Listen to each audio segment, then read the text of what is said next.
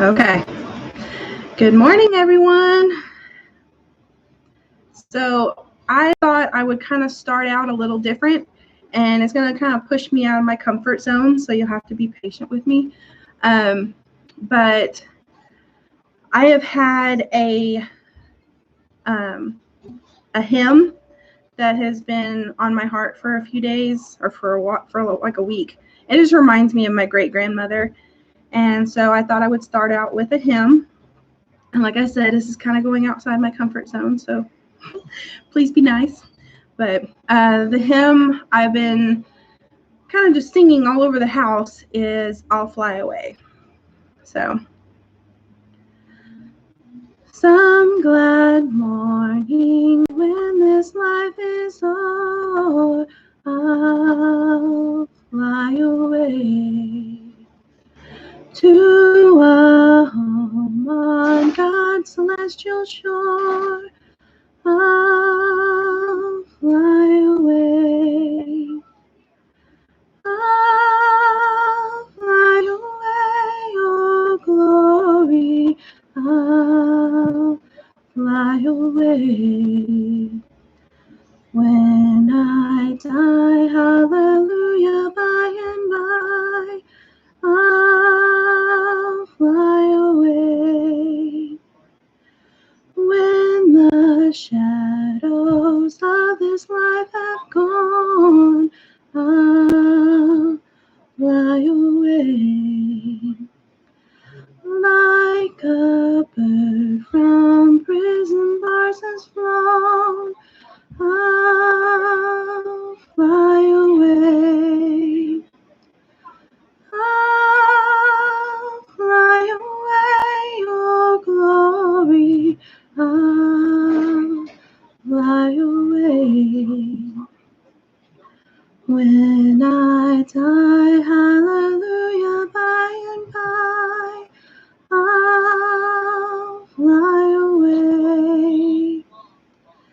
Just a few more weary days and then I'll fly away to a land where joy shall never end. I'll fly away. I'll fly away, oh glory. I'll fly away. When I die, hallelujah, by and by, I'll fly away. I'll fly away, oh glory, I'll fly away. When I die, hallelujah, by and by, I'll fly away. There's that. That was my great-grandmother's, one of her favorite hymns. And it's something that just always reminds me of her and her laugh and her smile. So, and I don't know why, it's been sitting on my heart for probably over a week now. I'm just kind of singing it all over the house. So I figured I might share that and give a little icebreaker for my live. So, but oh, thank you. But yeah. So, and I tried not to tear up because every time that and Amazing Grace is always ones that kind of get you. But so how's everyone doing today? How's everyone? I didn't get to do a live last week. School started for our daughter and the week just kind of got crazy. So I didn't get a chance to hop on, but I'm glad I got to hop on this time. Oh, thank you. I was shaking a little bit, so I was trying to like control myself. But yeah, I appreciate that. Thank you for the encouragement. But yeah, I didn't get to do a live last week. So, and a couple of people had said, hey, I think I missed you, but no, I just didn't get a chance to hop on. So nothing missed, just crazy week. Thank you. I used to sing in our old church. We were very small, and there was a few of us that would do specials, and it was kind of between 3 or 4 of us that would do song specials every Sunday morning. But when we moved and we started going to this other church, I kind of backed off of it for a while, and I wanted to join the praise team at our church, but the days that they practice and the time that they practice, it would be hard for me to get there and still be able to get my kids fed and ready for bed and into ready for school the next day. So I figured that's just something I've got to kind of put to the side for a little while until things can kind of get more settled. Hello, Dave's Backyard Chickens. But yeah, so there's that. But I've always loved singing, and my mom sings, and she's actually the one who does all the music at our old church. So we just kind of, and my aunt, she sings too, and my brother, when we can get him up there, he'll sing. But we're kind of just a singing family. But so yeah, this last week was a little crazy. We had, our daughter started school on Wednesday. So just trying to get back into the routine of it all has been a little hectic. And then for some reason, Saturday morning, I woke up just not feeling good at all. I had sore throat. I had fever, felt like I got hit by a truck. I felt sore and all over. So I didn't know if it was the flu or what, but it took about 2 days to really I just had to sleep. And then Monday I'm starting to feel better yesterday and today. So just glad I'm kind of getting back to normal, because it's amazing how much you don't realize you do until you're not able to do it. So a family singing video. Well, and one of the ladies at our old church, her name is Billy, and she writes a lot of songs and plays guitar, and so we would actually sing a lot of her songs. And so there's videos out there. I don't know how much of it is of any of us singing together, but we used to do this thing called Open Mic for Jesus, and I think a lot of the videos are on YouTube somewhere, because she would record them and post them. I know she posted them some on YouTube and some on Facebook. But yeah, Open Mic for Jesus was a big thing for a while. But the church is in Austin, and it's kind of in like central north, not really north central, but it's kind of north-ish central Austin. And that part of Austin is just, nobody's really involved in churches and church functions. And so we didn't, the amount of people that were coming to the open mics was starting to decline. And even the members of our old church, it's unfortunately, it's a dying church. And I think there's probably only about 8 or 10 members left of that church. Sad, but it's just the way of things sometimes. But yeah, that's just been kind of what's been going on around here. You would think that with our daughter starting school that maybe she would have been the one that got sick, but no, it was me. So go figure. But how's everybody else's weekend been? Last weekend and this week been going? Hoping maybe a few more people will pop on and have some good conversation going. But Busy. Yeah, I understand that. Our daughter also is going to be doing volleyball. She's 6. She's in first grade. So our town has volleyball leagues, and we just found out today that her first practice is tomorrow. So, they have practices on Wednesday.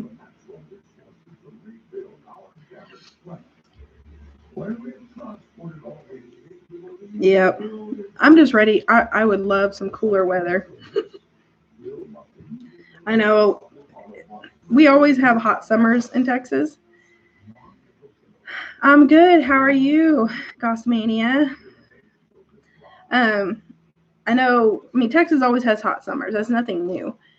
But I think we've had a couple of milder summers the last few years. So this summer it started out kind of mild, and then it came on full force. So I'm ready for some cooler weather. I know Eddie's ready for some cooler weather. Can't even really let the kids go out and play for very long because they just get so hot so fast.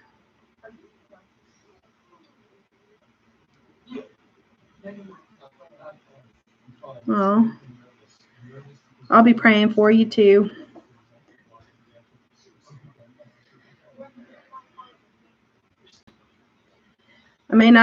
I don't know exactly what's going on, but I'll be keeping y'all in our prayers. Yeah, humidity is just, then you walk outside and it just kind of takes your breath away. But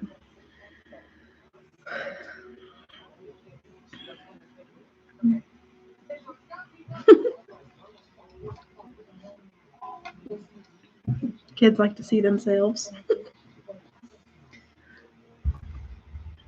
And little man over here, he'll start his 2-day-a-week preschool the first week of September. So he's excited. He's over here jumping. But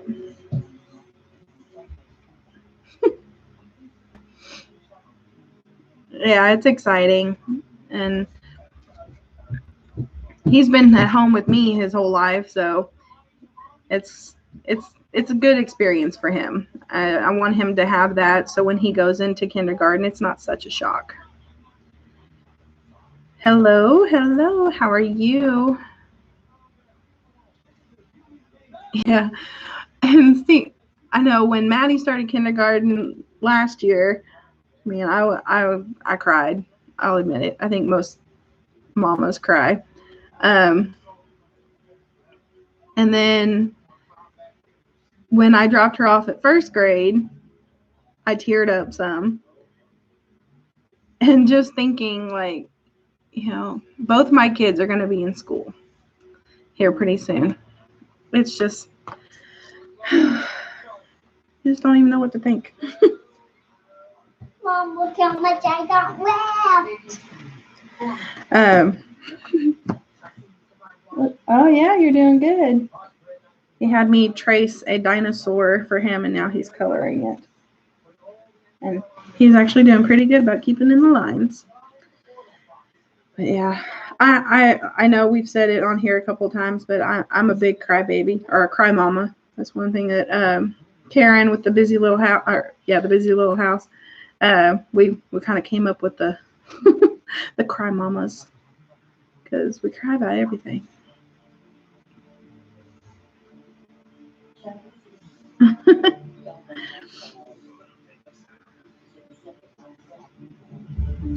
Yeah, I think I got left. I see. I really think we need like a Cry Mamas club. Maybe kind of like how Mimsy did Mod Squad. We need Cry Mamas, #Cry Mamas t-shirts. You think that's funny? But yeah, it doesn't matter. If it's highly emotional of any sort, I'm gonna be crying. I could be happy, sad, mad, frustrated, especially when I'm frustrated, because it's like And I'm the type of person that when I'm mad about something, if I cry it out, I can usually just, good job. If I cry it out, I can let it go and I can kind of clear my head and move forward. So yeah, I'm a huge cry baby, cry mama. Yeah, and say nothing right now. Here's the funny. You can't. And I'm also, I cry if I see somebody else crying. I may not even know what they're crying about, but I cry. I'm doing good. I was sick for a couple of days, and I'm finally kind of on the outside of it. My throat still is a little sore, but I mean, I'm still a little swollen here too. Like I was all swollen here, and my throat was hurting. I had fever, no appetite, and I all I wanted to do was sleep. And so I pretty much just slept all day Saturday. Sunday, I was a little bit more awake, but still wasn't feeling good. And, you know, I am so grateful to have my mom close by. She was able to take the kids for a few hours on Saturday so that I could rest and so Eddie could still get some stuff done that he needed to get done. And then when Eddie went and picked him up, she sent dinner home with them. And then she brought over dinner Sunday afternoon too. So that was a nice break too, because I did not feel like cooking. Yeah. Aw. Well, my mom is very similar. Like we cry about everything, but we always say that, you know, we must have like water bags under our eyes that are always overflowing because we're just constantly crying. They say that, you know, crying makes you younger, but I don't know about that. I got quite a few wrinkles. It hasn't helped me so far. But yeah, I know school starting, things have been busy. Eddie's been trying to get a lot of stuff done around here. It just never ending, you know. We keep wanting to get our fall stuff started for our garden, and it's just finding the time to actually get it done. Seems almost impossible some days. If it ain't something going on here that we need to get done, it's something going on somewhere else.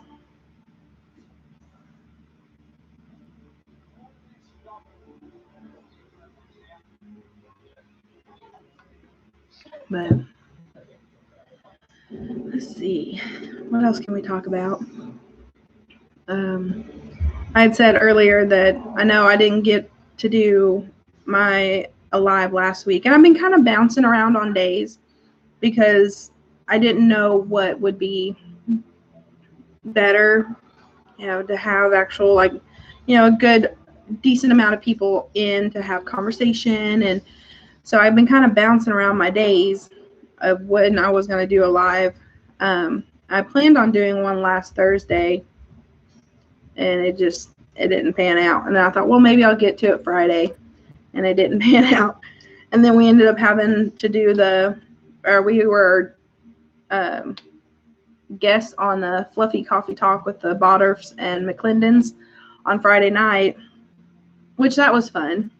We got to do like this little newlywed type game where they asked us questions and we had to answer about the other.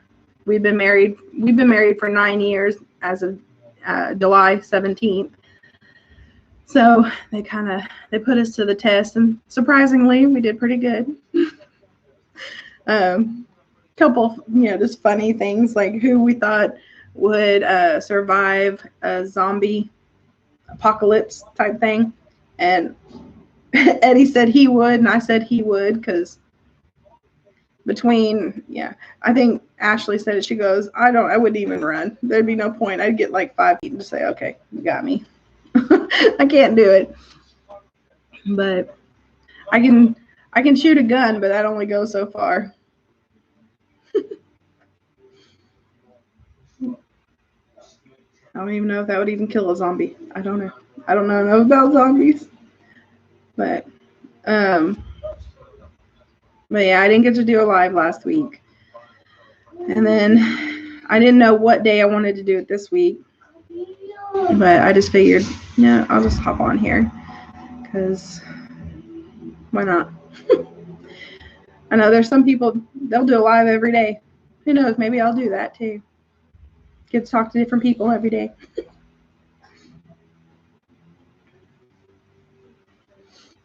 Sorry, I know I'm moving around a lot. Hopefully it's not making it buffer too bad. So, anybody have any interesting stuff going on? Anything y'all feel like chatting about?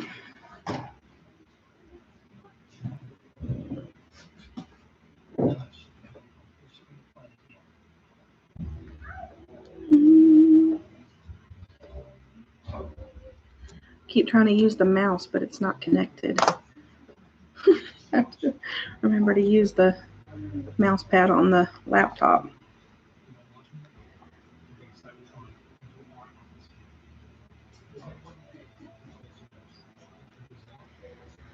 Oh, man.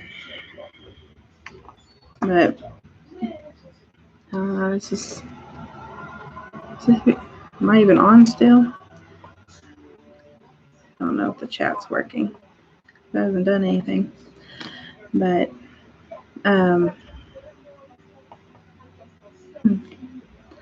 anyways, yeah, just thought I'd hop on and see who's around today, and we could chit chat and talk, and maybe I'll go live tomorrow just to see who else comes on then. Yeah, this summer's been it's been crazy, but everything's moved so fast. Like all of a sudden, it feels like that Maddie just got out of school and now she's already back in school. Yeah, I figure. I just wasn't sure because sometimes it'll let you do like the live chat or top chat. I don't know if it does it on when you're live. I don't ever pay attention to it, but it wasn't like nothing was happening on it. So I was like, well, hopefully it's still working. I don't even know, but yeah, Scott, click live chat. Yeah. So that's what it's on. But yeah.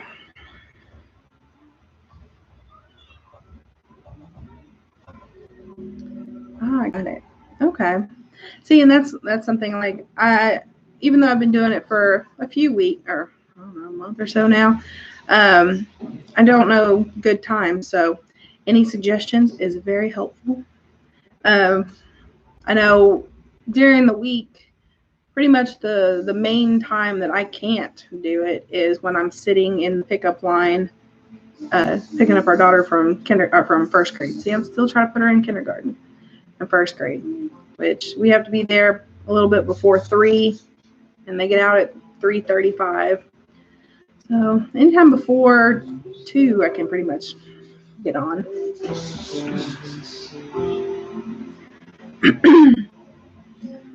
But yeah, not a whole lot really exciting happening. Just normal stuff.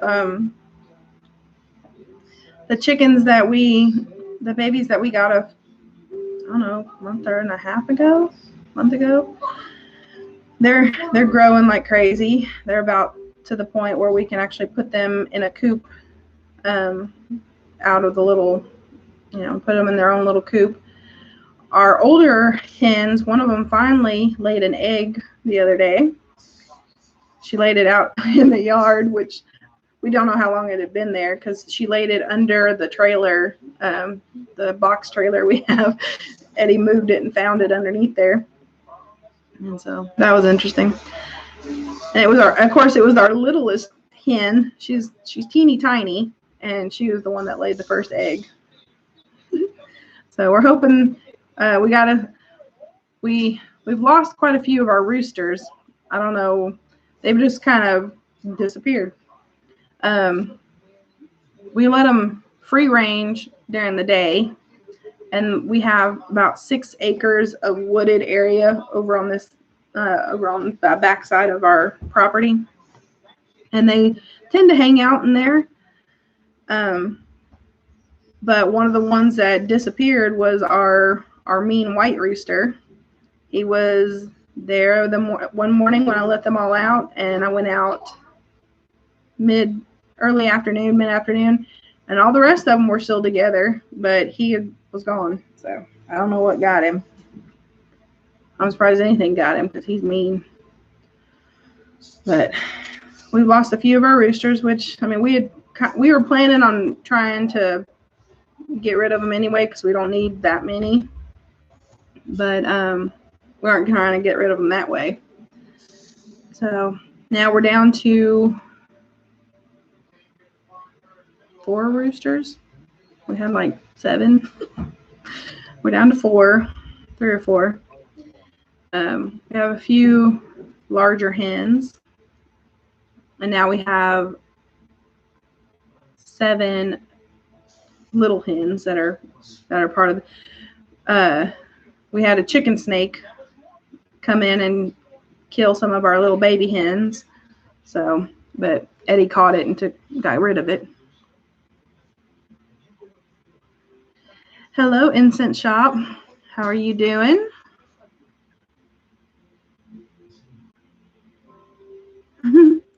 Awesome. Hello, Duncan 1900. Hello, hello.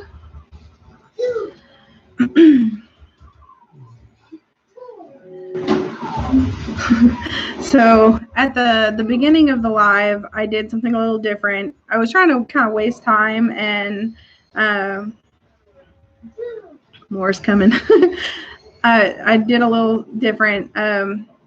I sang a hymn. I did. Oh,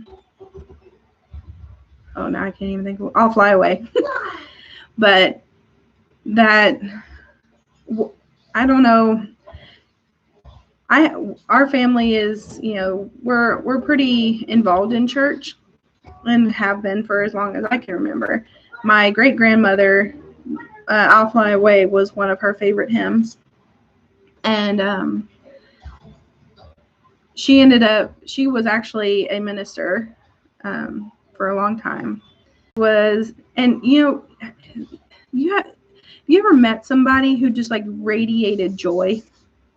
Like no matter what the situation, like she always had that like loving, joyful peace about her. She was amazing, and she's one of those women that I am so blessed that I was able to live a good chunk of my life with her still alive. She passed away when I was in my early 20s. And that was my great grandmother. So my granny is still alive. This is my great grandmother. She passed away when I was in my early 20s. And she had a stroke that caused like her not to be really able to speak. It was all came out real muffled. Most of her facial muscles, I guess, or whatever, they wouldn't move. So she just kind of mumbled everything. But even then, like her sense of humor and her joy and her laughter, I mean, she would still laugh and like crack jokes. You wouldn't even understand what she was really saying, but it would still just make you laugh. And she was a beautiful soul, and I miss her a lot. But I'll Fly Away was one of her favorite hymns. I can remember her even humming that after she had her stroke. And I can remember one of her birthday parties. that they had at the church that she used to be a minister at. That was one of the first songs they sang, and she just belted it out. She was a beautiful person. But that hymn had been just kind of heavy on my heart the last couple weeks. And so I shared it this earlier in my live. But I mean, what are does anybody have hymns that just fill you with joy, or songs that just on the days that you're having a hard time, they just give you the extra little boost?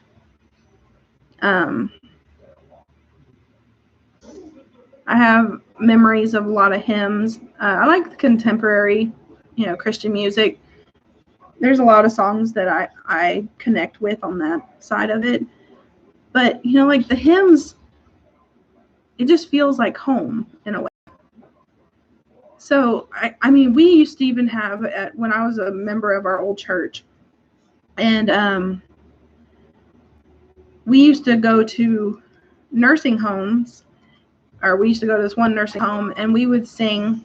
There was a group of like 4 or 5 of us, and we would sing hymns and stuff like that.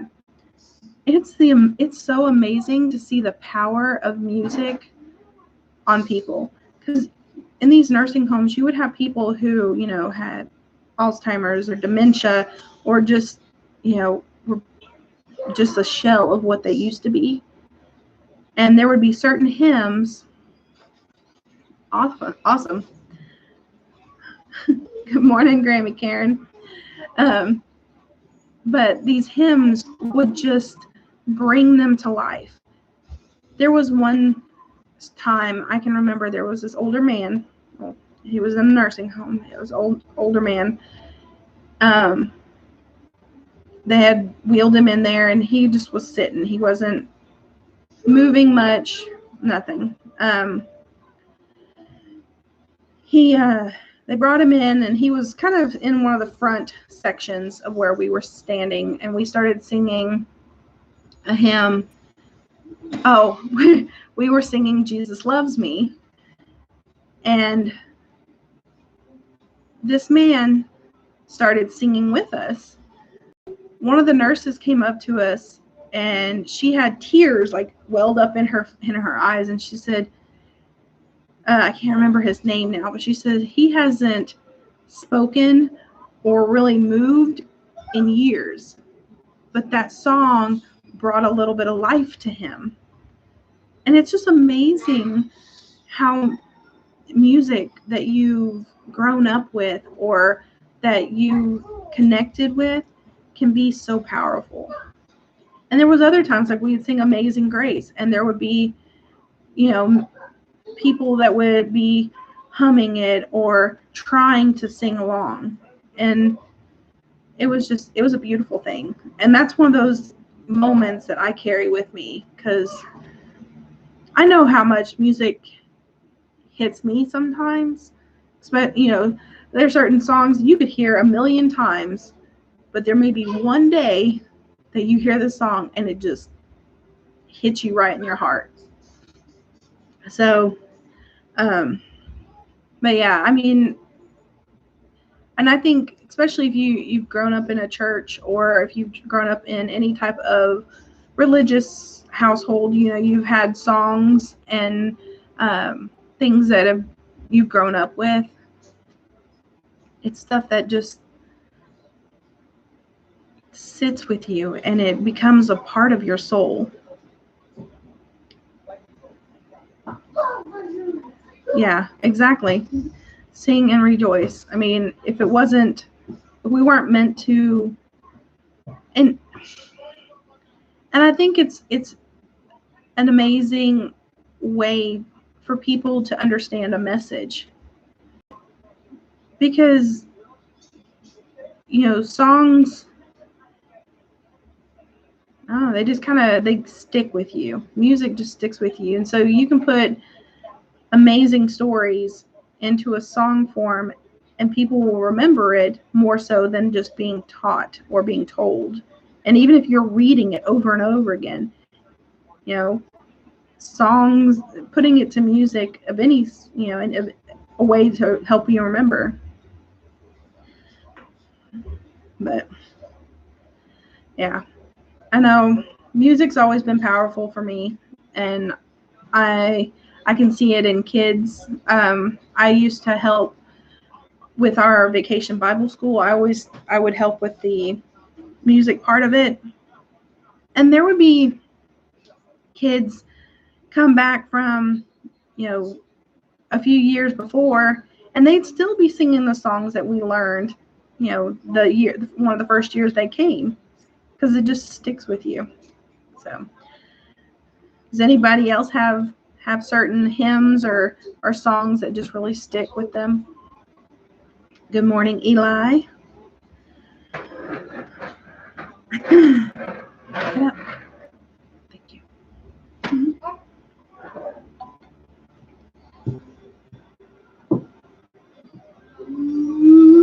But Amazing Grace is another one. That one kind of has one of those, it can bring joy and it can bring pain in a way, because a lot of people have that song played at funerals, and so it can bring back, you know, memories of that time. My husband's father had a brain tumor and couldn't even feed himself, but loved music. Yeah, see, it's a beautiful thing, you know. I mean, I've seen other stories where, you know, people are, you know, sick, or, you know, have dementia or whatever is going on, and haven't spoken, don't remember people that, I mean, they don't even remember their children. You know, I mean, you would think that kind of bond wouldn't be easily broken, but they remember songs. And it could be songs from their childhood that they remember. So, yeah. Yeah, but Amazing Grace, it's a beautiful song. I love How Great Thou Art. There's so many. It's hard to remember all of them. Fly Away. That's a good. And see, that's, I mean, that I'll Fly Away. Just like I said, it just reminds me of my great grandmother and how much love and joy she spread in this world. So, yeah. I know my kids lately have been really into singing Jesus Loves Me, which is always nice. Especially when they just randomly will just start singing, you know, through the house, Jesus Loves Me. And I'm like, oh. Walk in the Garden, that's a good one. I like that one too. I was trying to find the hymn book that I have. One of the things I used to do at the old church was I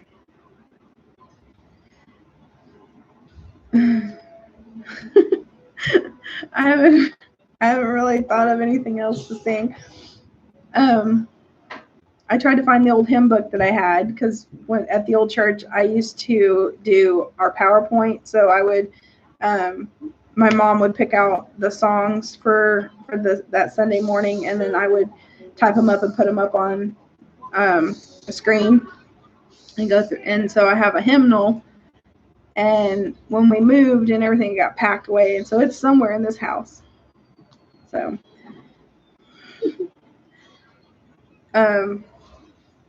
yeah, I love to sing songs that I connect with. I know that every song a lot of people sing they connect with, but I think that's the only way you can truly express what the song is putting out there, because if you don't connect with it, it's just empty words.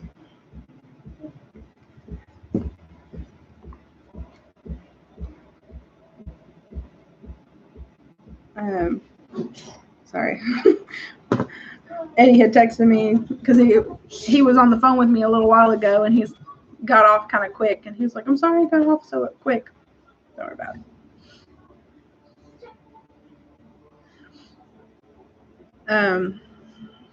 But let's see. There was a song that, it's an older song, and it came to me one day just out of the blue, and I hadn't heard it for a long time, and I was singing it and singing it. Now I can't even think of what the name of it is. It's gonna drive me crazy too. Not a problem. Goodness, I'm trying to think, because yeah, I don't know. I can't think of what it is, and it'll come to me once I'm done. Once I get off of here, it'll come to me.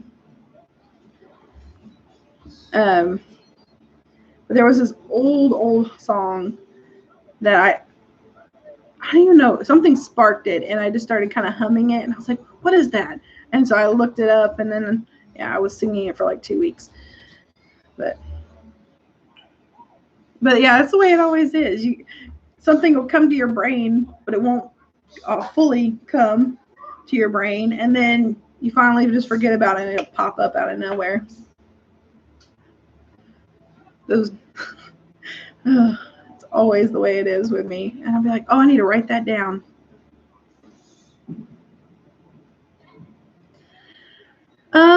Planning for holidays, like I've already been talking with my mom about Thanksgiving, how we want to, whether we want to have it here or at her house or whatever. Just kind of depends. It seems like it's so hard now because we're all kind of spread out.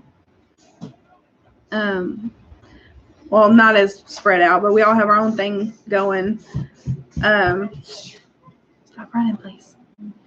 I mean, my mom is 8 minutes away from here, but my brother, he lives probably about an hour away.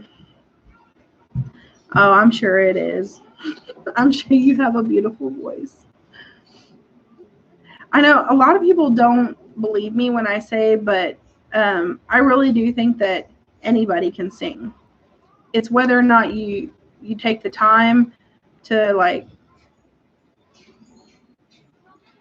actually put effort into it. The ability, I think, is there. I mean, I've heard people who were completely tone deaf learn to sing beautifully. So, yep.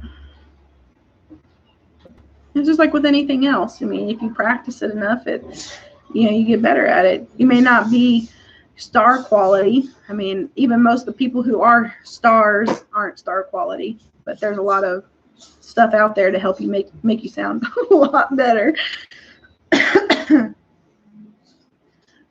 But still, see, that one thing is still driving me crazy.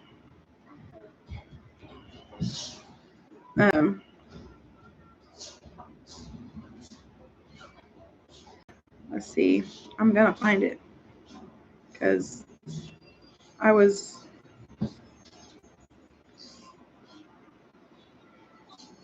Oh, it's driving me nuts. I hate that. I just hate it. Yeah. Well, like I said, I mean, I think it's possible. I know other people say, well, you haven't heard me sing. But a lot of, I mean, I'm just as guilty. I'm always saying, oh, I'm really not that good. I mean, I don't think so, I guess, because I hear myself all the time. That's why I don't really, put it out there very often. But, I mean, everything with practice and dedication, anything's possible. And even if you're not, like I said, now there's so many, you don't even have to be halfway decent, and they have computers and technology that can make you sound better. Some of it still sounds like a robot, but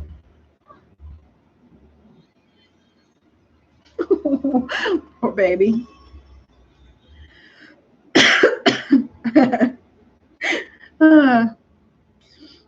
Yeah. Sometimes I feel like a lot of us could use that technology. All right, I'm still trying to look for that. And it's a song that I know a lot of people probably know, and it's just going to drive me crazy because I cannot, for the life of me, figure it out.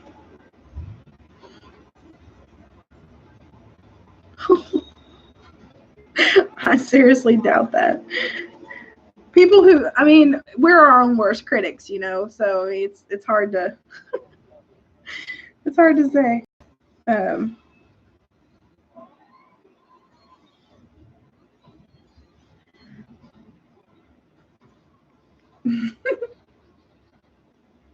Oh, good Lord.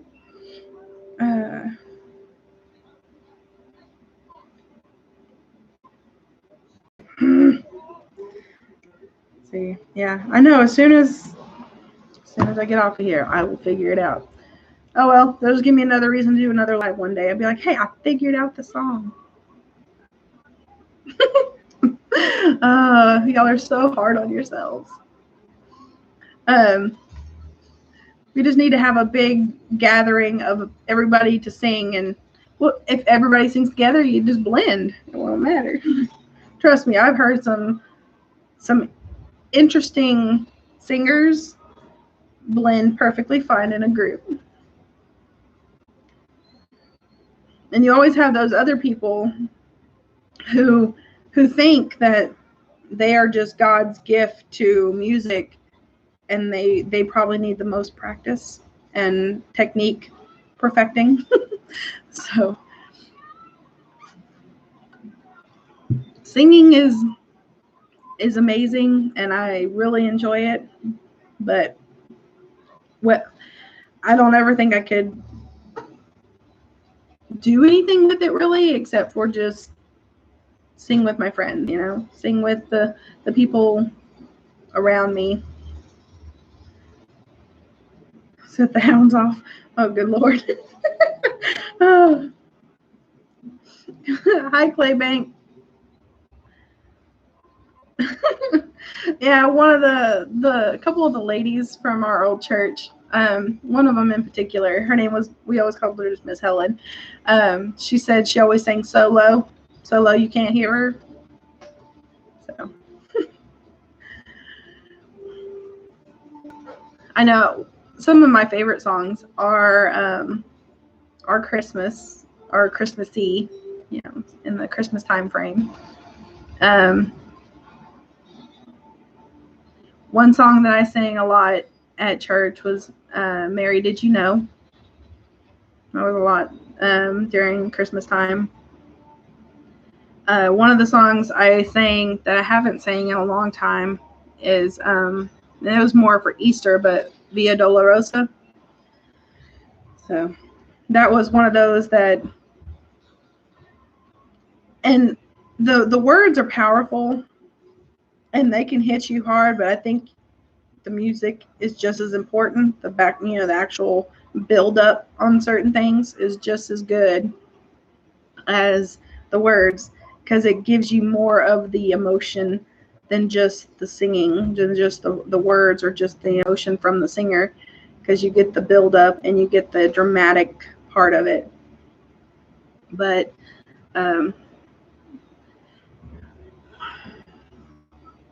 yeah,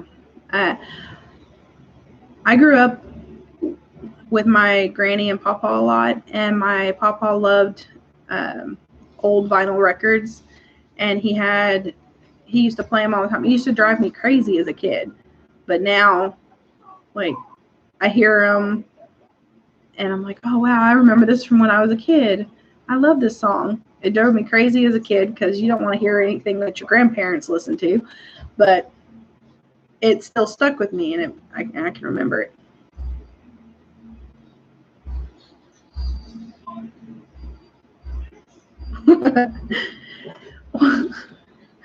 Playing drums on the steering wheel to Silent Night. Hey, it could be one of those, what is that group?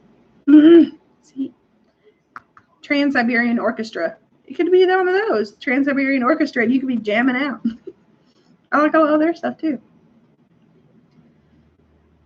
Yeah. Oh Holy Night. That's one of my favorite Christmassy ones. And it came, I don't know why, but it came upon a midnight clear. Like, that's one of my favorite ones. I don't know. It's just one of those that I love it. Every time I'm like, oh, yeah, we're going to sing that one.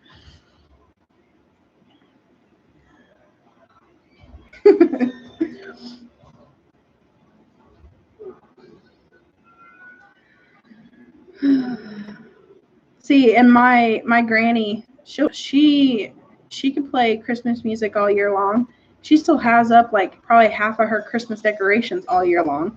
And her house is just like, her house isn't huge, but she's got it crammed full, like wall to ceiling shelves of knickknacks in pretty much 85% of the house. And she's probably got 4 Christmas trees that she keeps out. She might cover them up, but she keeps them out. So it's like Christmas Wonderland when you go to my granny's house.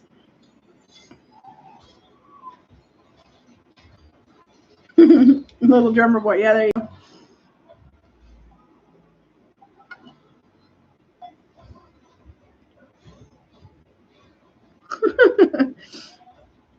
Oh, goodness. But yeah, I like Christmas music. I know I drive my husband crazy because probably October I start kind of putting Christmas music around in things. Like I listen to Pandora and I'll have a Christmas station going, and it either be like classic Christmas or like country Christmas. And he's like, it's not even that cold yet. How are you listening to Christmas music? I'm like, I'm already thinking about decorating for Christmas. What are you talking about? But yeah, Christmas, we always do Christmas big in my family. You know, just we like to decorate. We like to get together. We like to, you know, just be involved in everything during Christmas. So that's always a fun time of year. And slowly I'm getting my husband just as involved. When me and him first got together, when we were just dating, he was not very much into Christmas. I understood why. His mom had passed away in the beginning of December, early part of December. And so, I mean, just that time of year was just hard. And our first Christmas together, he told me, he's like, don't expect me to be Christmassy. And I'm like, don't expect me not to be. You know, it's like, this is the way it is. And it's slowly grown on him. Every year is a little bit more. Especially after we had kids, I think he got even more involved in it. You have to eat all the little pieces? Yeah. Okay. But yes, Thanksgiving is just, what are you doing now? You don't need those right now. Like what?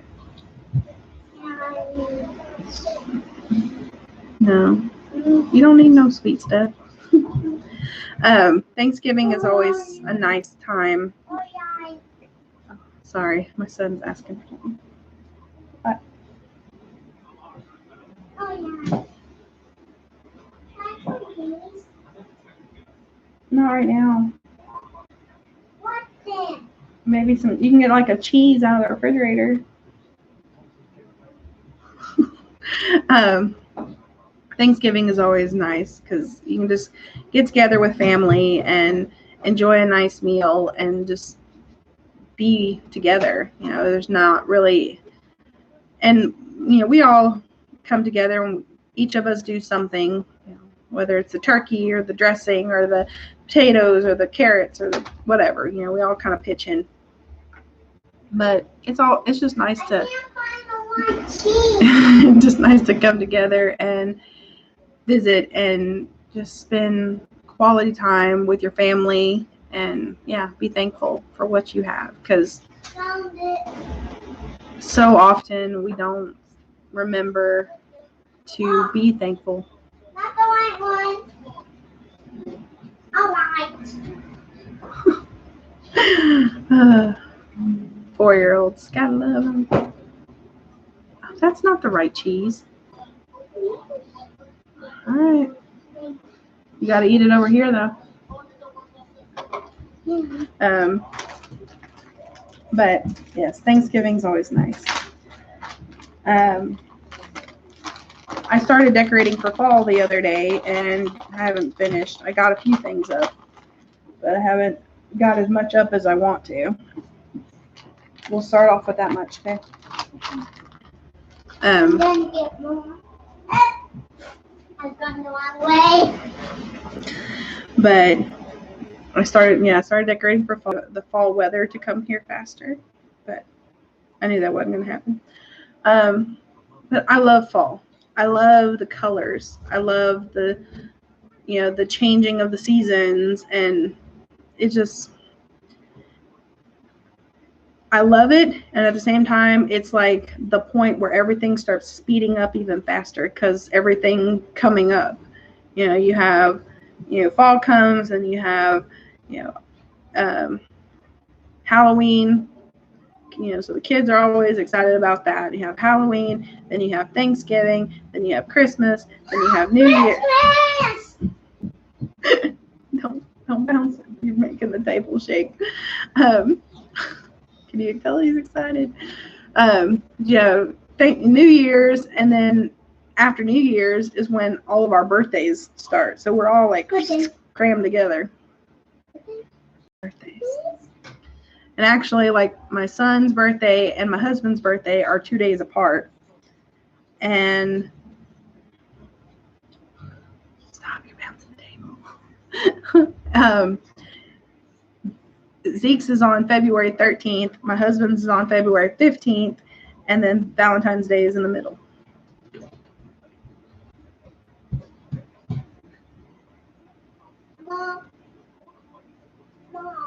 Oh. Hold on. What? Something to drink. You have your cup right there. All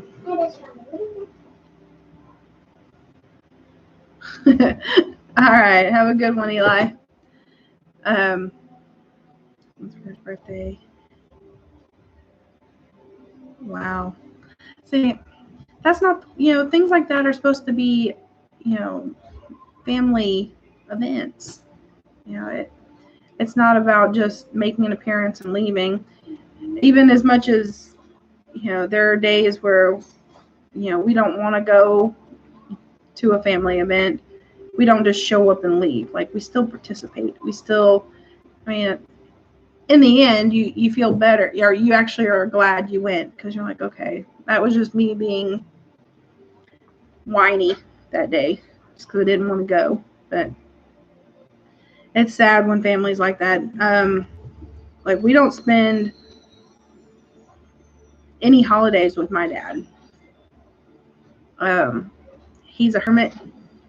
He doesn't do anything but go to work, go home, goes to the grocery store when he absolutely runs out of everything to eat. Like, he just doesn't get out. And we've tried, to do different things to get him involved, and it just falls flat. So we don't do anything with my dad. I barely even speak to my dad.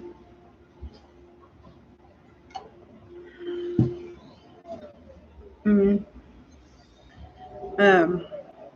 sad part is my stepdad is more of a grandfather to my kids than my dad. They call him Pawpaw, but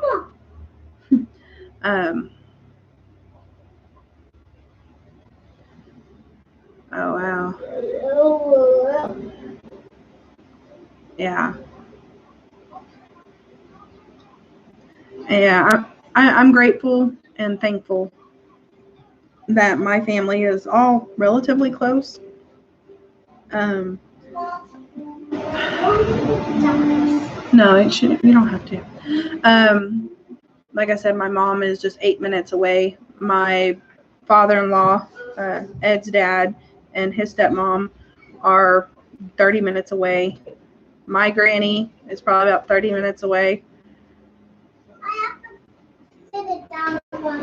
Okay. My dad's like an hour and a half away, but like I said, we don't ever see him anyway.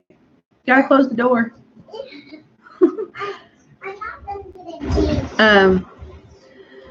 So I mean, I'm grateful that for the most part, our immediate family is pretty close. My brother is like an hour away, so I mean, we can still get together pretty easy. But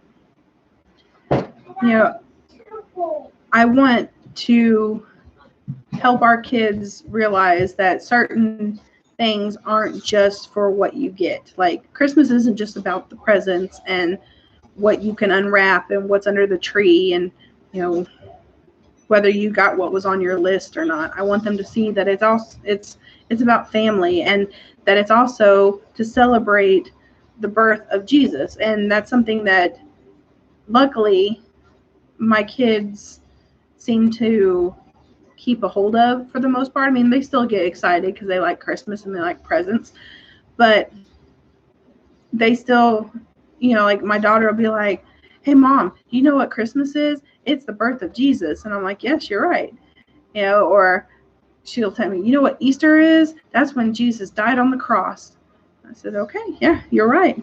So I mean, they understand that there's more to it than just a tree and presents and Santa and an Easter bunny and eggs and candy.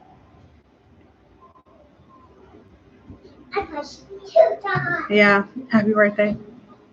Okay. Okay. But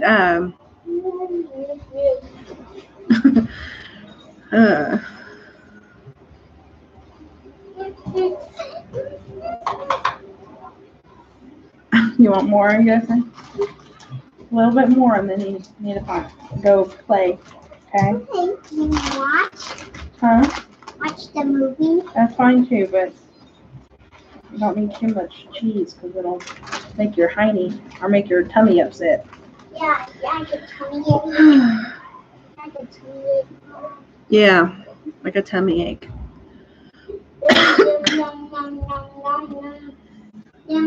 Yeah, it's the celebration of his birth. It's oh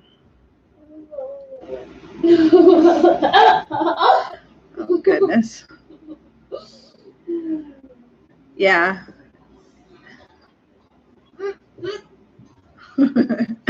Gotta believe Reba.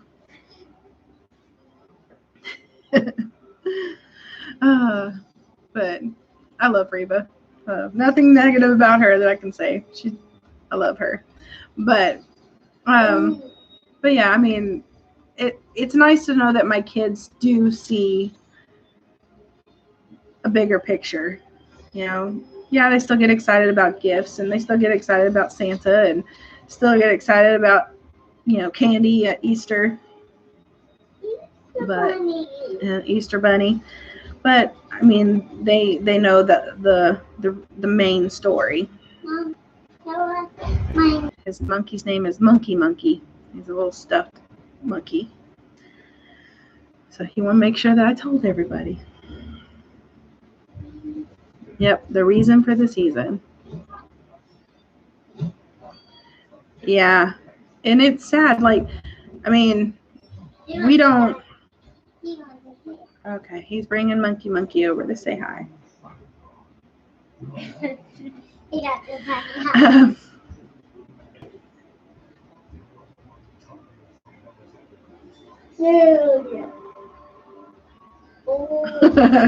Oh, be like bowing at her feet. Reba.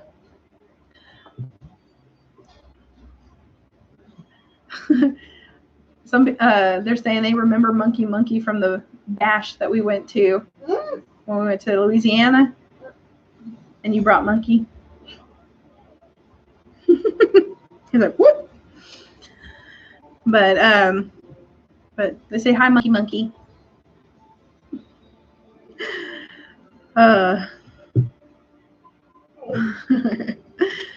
Oh, kids are funny. What would life be like without them? You know, like sometimes I wonder. I have 2 kids. My son who's 4 and our daughter who's 6, and she's in school right now. You know, I often wonder, like, how different my life would be without kids. And I think of just how that difference would not necessarily be good. Because I guess because they have brought so much interest and joy and craziness and, you know, happiness and tears and everything in my life that I couldn't imagine what my life would be without them. You know, and I mean, I know there's a reason that they're here. I wouldn't trade that for anything. And I even wonder, like, just I don't even think I could imagine a life without my children. Yeah, it'd be very boring here. Like right now, he's licking a bowl that he was eating shredded cheese out of. It's just, they're pure sources of entertainment. I love Forgotten Winter. I mean, I probably have more gray hair now and a few extra wrinkles because of it, but that's nothing in comparison to the amount of joy that they have brought me. And they drive me crazy sometimes. I mean, with this question, if I don't have kids, I'd be working a job and be alone.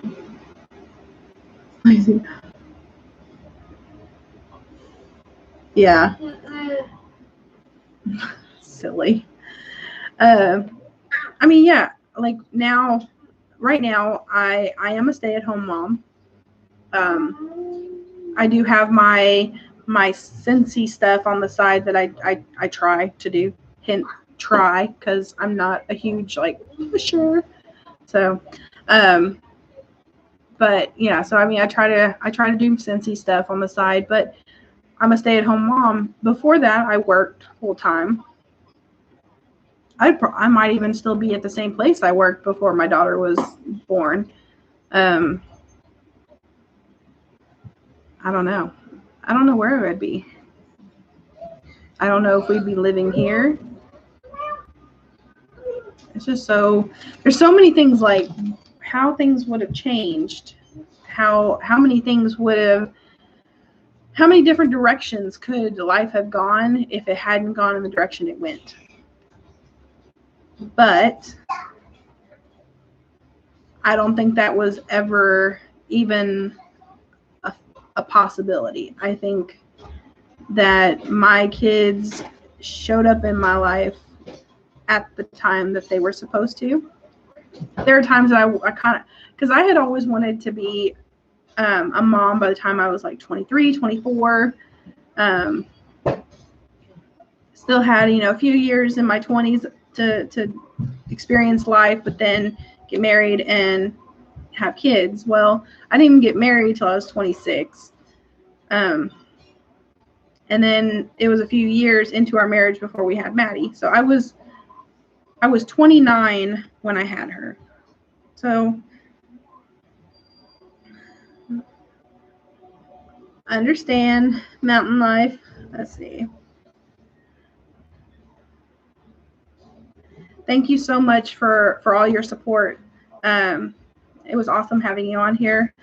I appreciate everything. Thank you so much.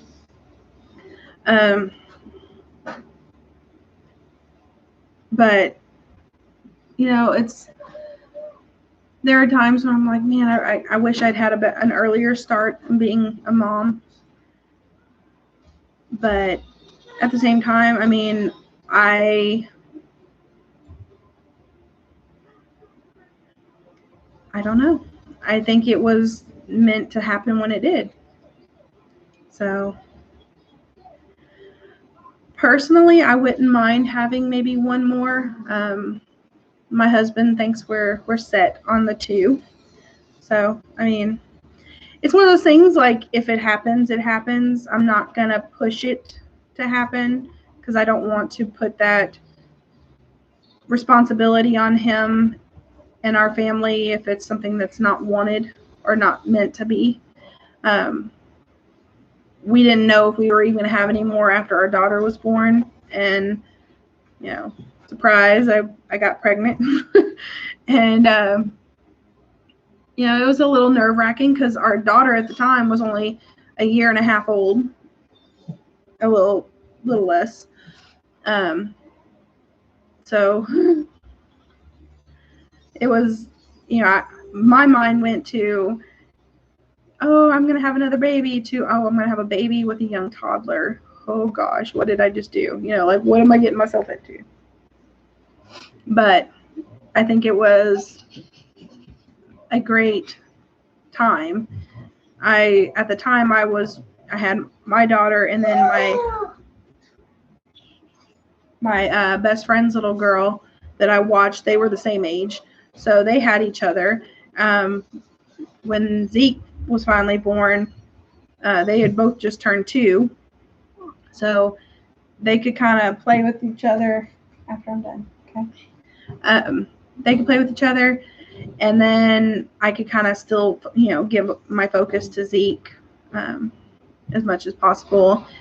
And, she was still young enough that it was just a baby, but she didn't, I don't know, she never seemed to get jealous. Like, she didn't seem to, try to come between me and Zeke whenever I was trying to, feed him, whatever.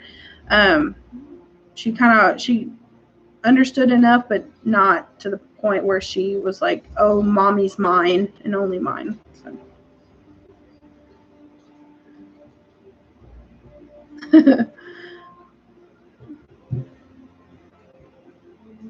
Oh yeah.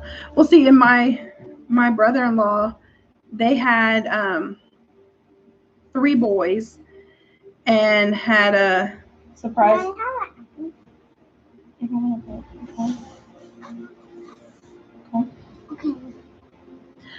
They got surprise pregnancy, and I know my sister-in-law, she was like, please, Lord, let this be a girl, because she has 3 boys and they are all boys. They are all boy. They crazy, rambunctious, and oh, go away, please. Take this, or why don't you try? You can try.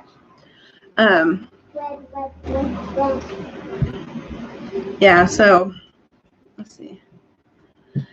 But so I mean, if I were to have another one, I think it might not be a bad time anytime in the near future, because Zeke's older now, and he's going to be going to preschool for a couple of days starting this year, and then next year he'll be going to kindergarten.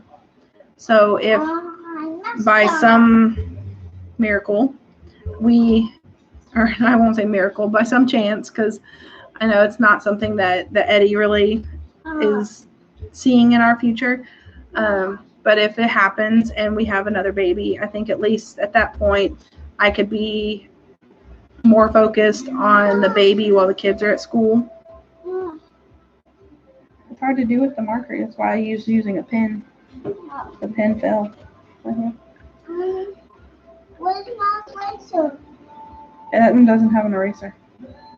You have to go to another page. Sorry. Okay, right there. Let's see. Where's the pen?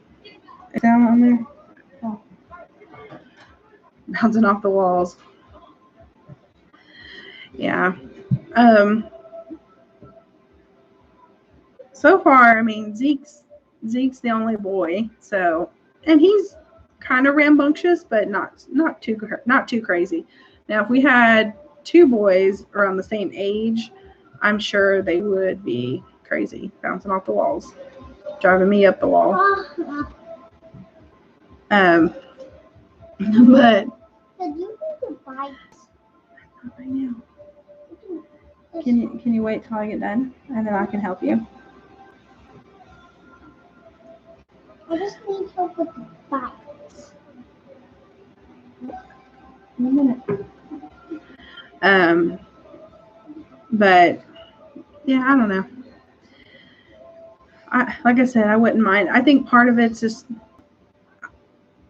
I kind of wonder if I just want a baby because I miss having that little bundle, attached to me.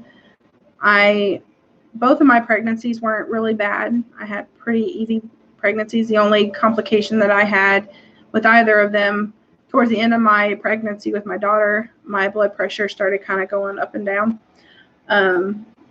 With Zeke, it just kind of stayed elevated the whole time. So like with Maddie, I had to be induced, and because she didn't want to cooperate, they ended up having to do a C-section.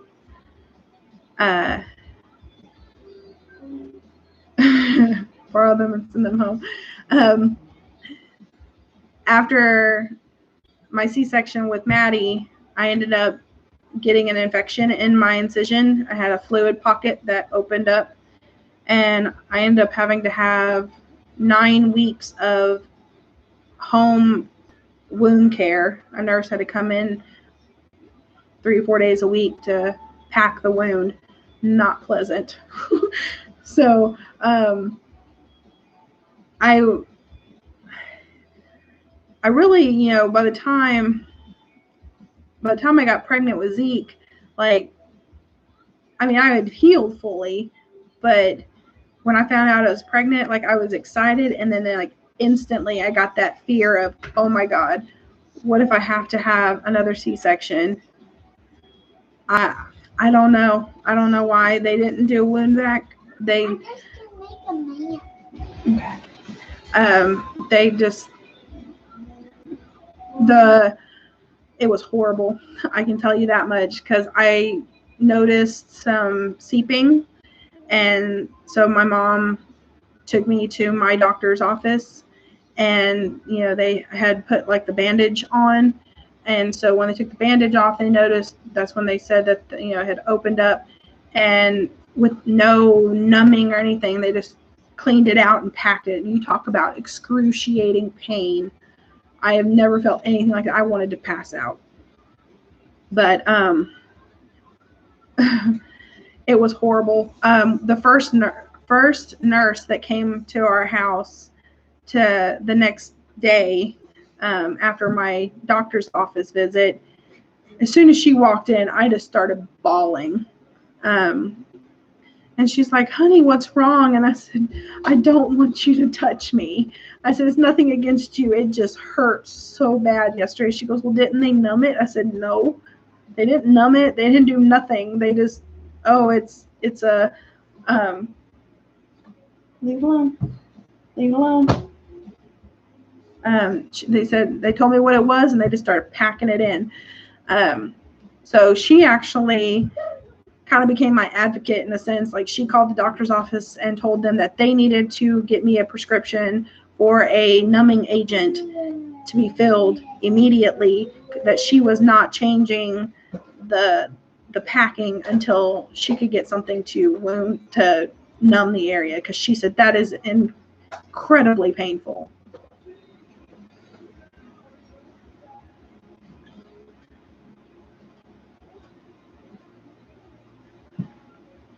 Mom. Ugh. Hold on. Yeah, they said mine, I can't remember how deep they said it was, but it also had like tunnels. I don't know. It was awful. I pray that nobody has to go through that, because that was not an experience, especially the first pregnancy, first C-section, you know, it was all my first everything. And yeah, it was just not a good experience. So when I found out I was pregnant with Zeke, like my fear overwhelmed me. So the first time I went to see this time I went to a different doctor.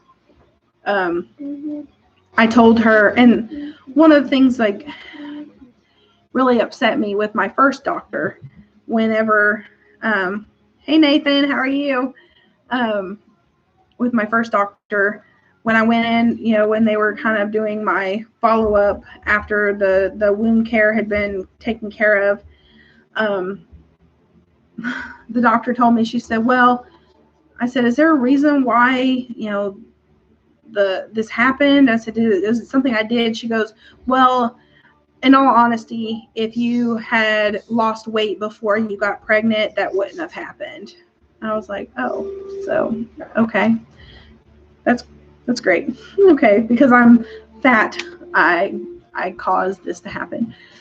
So when I got pregnant with Zeke and I went to my first checkup with my new doctor, I told her what had happened. She said, yeah, I pulled your records and I saw that, you know, there was complication with your wound after surgery. She said, how did they close up the incision?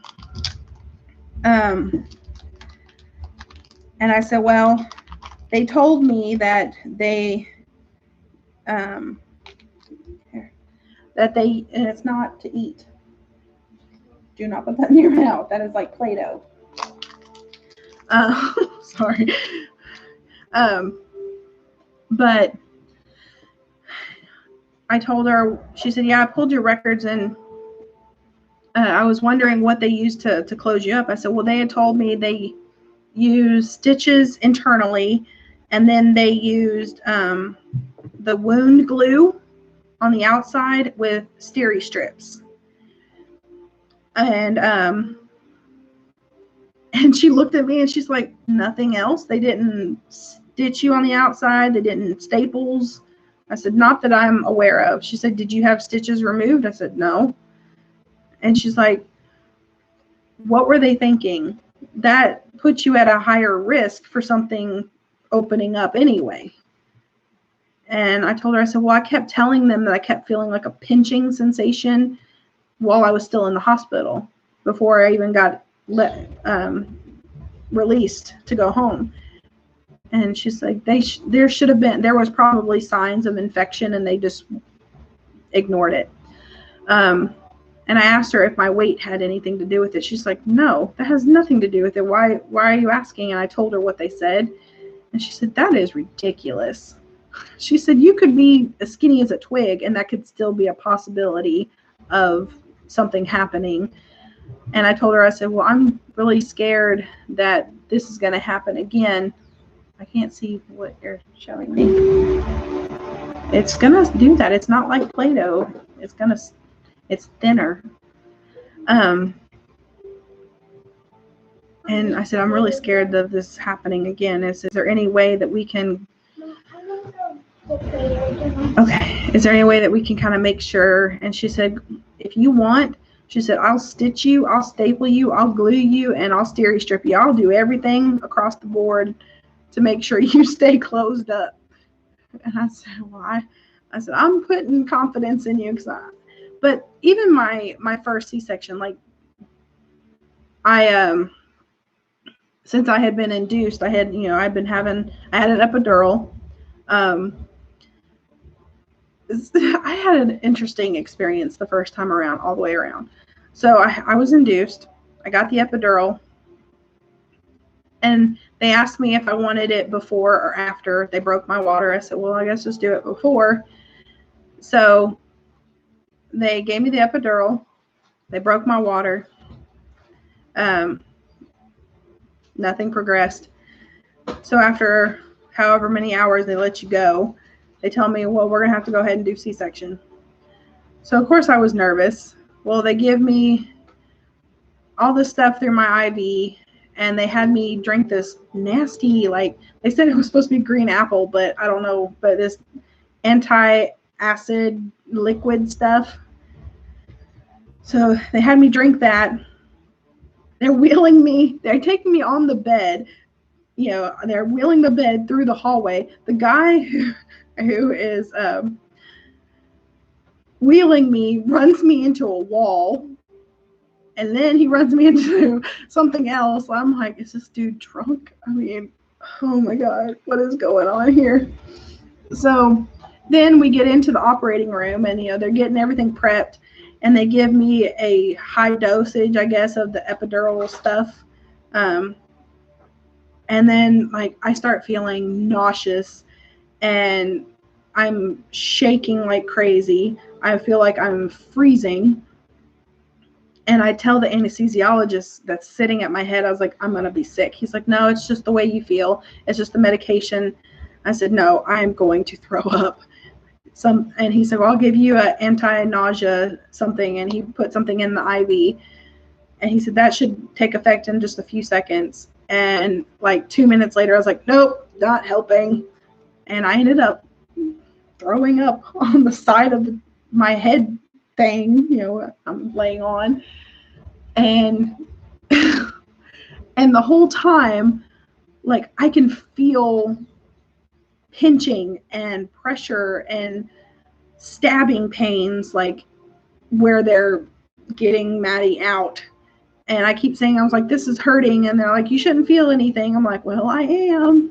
It's kind of hurting. So yeah, the whole experience was just, it was an experience of its own. And it didn't help that after it was all said and done, they get me stitched up and they get me in the recovery room. They have Madeline in the recovery room with me. And they have her laying in a diaper and a, what do you call it? A little beanie hat thing under a lamp. No blanket, no nothing. And she's kind of shivering. And I'm like, shouldn't she have something covering her? And they're like, no, she's fine.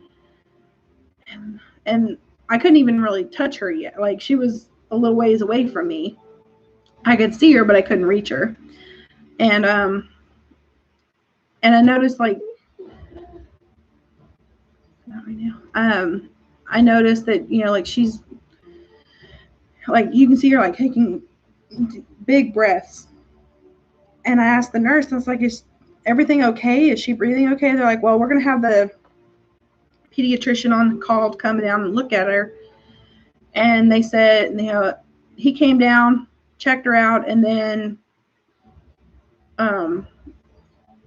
they said, well, we're going to have to take her to the NICU probably at least for 24 hours because it sounds like maybe her lungs didn't fully inflate when she started breathing. So they want to give her some oxygen and stuff like that and keep an eye on her oxygen levels and her heart rate. She ended up being in the NICU for a week. So, and I hadn't even held her for the first day and a half. I don't have anything right now, buddy. I don't know if you can reach it. So, but when we did get to, when I went to go see her, she was on all these little tubes and IV, and I'm thinking, oh my God, our baby isn't nearly as bad off as some of these other little bitty tiny babies. And I can't imagine what these parents go through.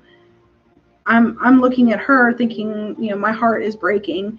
And then I see, this tiny little baby who's no bigger than a sock, just in the next couple beds down. And it's just,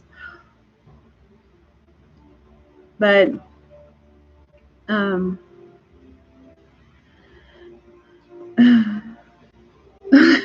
God, you got slammed into a wall too. Yeah. Well, oh,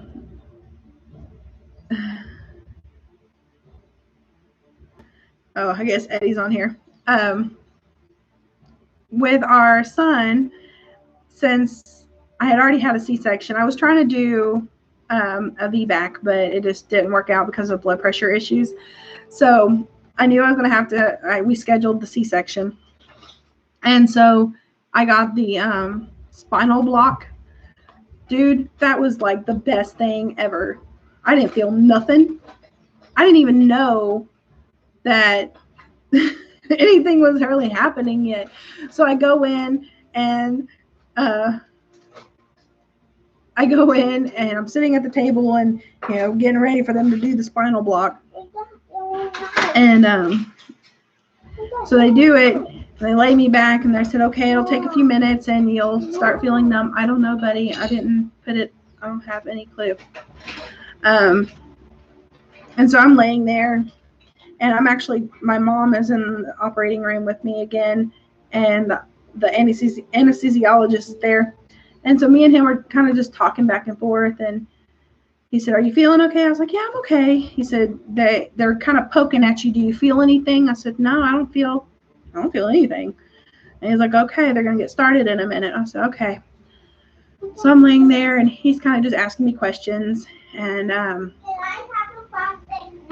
if you can find one, and he's asking me questions, and he kind of looks over, and he comes back. He's like, okay, well, they almost have him out. I'm like, what? I didn't even know they actually started yet. I thought they were getting ready. I didn't know they had actually started. So I didn't feel nothing. And they got him out and cleaned him up, and they said they, you know, brought him over to me and let me, you know, see him, and they had him wrapped up all nice, and they said, okay, well, we're going to take him over to the recovery room. We're going to get you, you know, finished up, and we'll take you in there in a few minutes.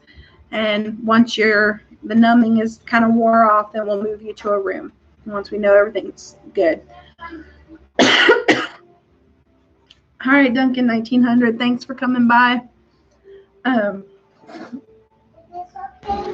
Yes, that's fine. But and then as I'm laying there waiting they've got me all stitched up and ready to go, and I'm laying there, okay, we're gonna move you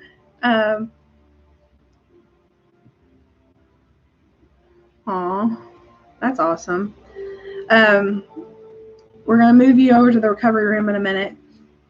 All of a sudden I see lights going off, and we don't hear a siren in the operating room, but you see lights going off, and you can hear doors going choo, choo, choo, choo. And I'm like, what's going on? And a few minutes later, my doctor comes back in the operating room. She's like, okay, Jennifer, we're going to move you in just a minute, but I wanted to let you know that Daddy passed out and hit his head. He's okay. We have him sitting in a chair, eating some crackers, drinking some juice, trying to make sure his blood sugar and everything is good. We checked him out. He's nothing hurt. She said, but the nurse that called the code called the wrong code. So instead of somebody passing out, she called the code for bomb threat. So the whole hospital got shut down. We were the only ones up in the operating room that morning. So it was pretty interesting. She was laughing about it. Like, they had got it cleared up. They were already clearing up, you know, the confusion at this point when they came to tell me. No, that's enough. You already started using it. But so fine. Okay. So we they finally moved me. They finally are able to move me from the operating room to the recovery room. And when I get rolled in, like, they have me kind of sitting up, and I come in, and Eddie's sitting in a chair, and he just kind of looks at me, and I'm laughing. I'm shaking my head because I'm like, my goodness. Fine. Yeah. And I said, "Are you okay?" He said, "Yeah, he said, I didn't even know I hit my head, but apparently when he went down, he actually, because they brought Zeke into the recovery room, and so they had him in that little bassinet looking thing on the metal wheel rollers, and they came over and they showed Eddie, they're like, here's your son, and I guess just everything kind of just hit that peak, and he went down, and he hit his head on one of the rollers of Zeke's little crib thing. So, but it was interesting. So since we were the only ones having a scheduled C-section that morning, and actually we were the only ones on the delivery wing for the first day. But all the nurses kept coming in, and they would kind of poke fun at Eddie, and they're calling him Bomb Threat Daddy. And it was, we were memorable. My best friend she had her son in the same hospital this last year, and one of the nurses, when she was talking with one of the nurses, she's like, yeah, my best friend was telling me that y'all had a really good staff here, and she said they had an interesting delivery that her husband passed out and he got deemed a bomb threat daddy. She goes, oh my God, you know them? She said that's a story we tell all the time. She said it's still a funny story that we share with everyone. So Eddie is infamous as bomb threat daddy. Those are my interesting stories. My little thing I went off on today for some reason. But yeah, we've had some interesting times. So both my deliveries were interesting in one way or the other. But let's see. Yeah. Oh wow.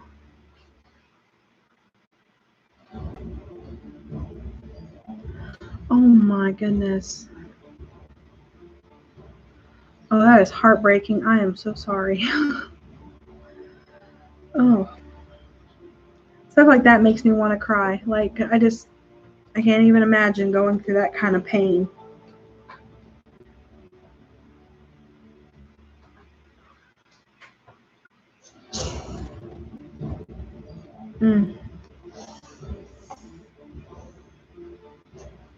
That's not even right. It's like they may have been extremely preterm, but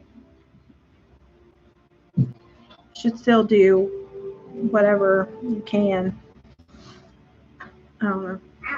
That's heartbreaking, and I'm so sorry for that.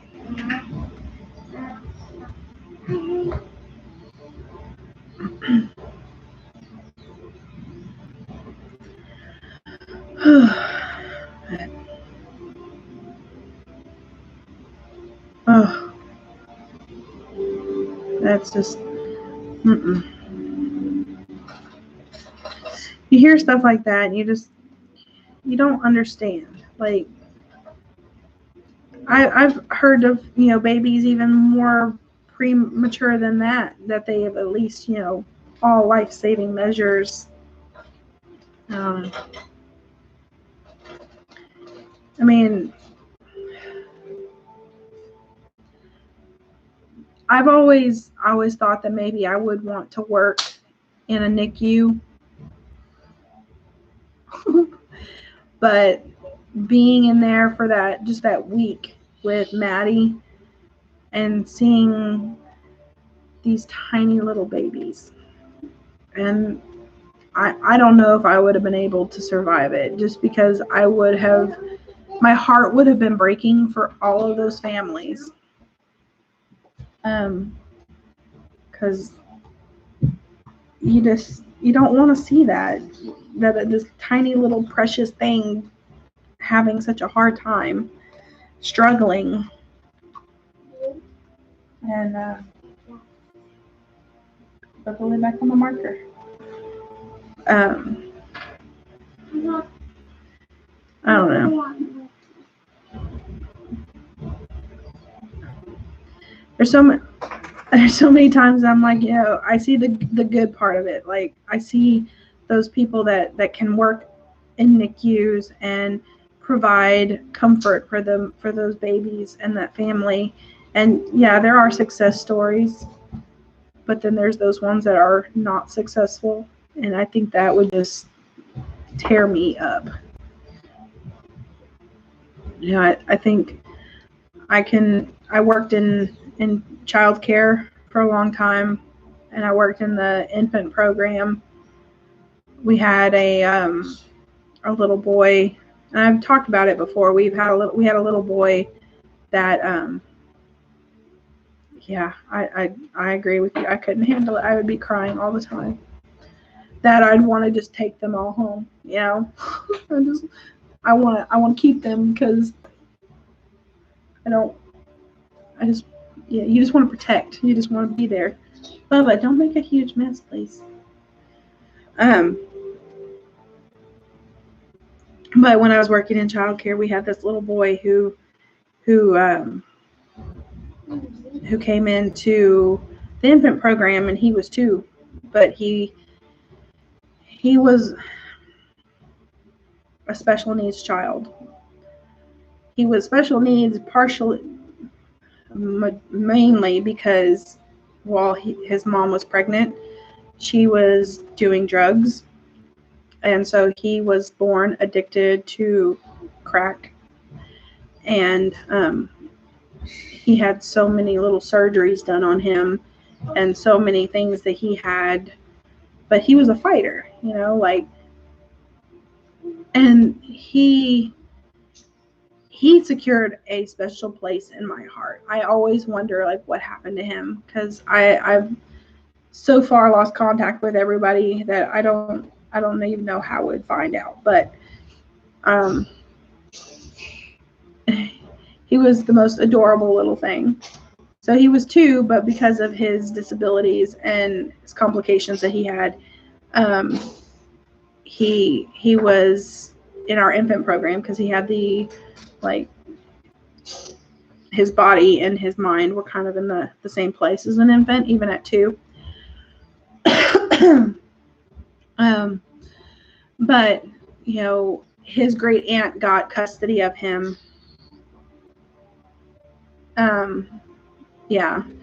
His great aunt got custody of him, and so she brought him into our program, and she was getting him, physical therapist and speech therapist, and all kinds of things to help give him every opportunity to advance.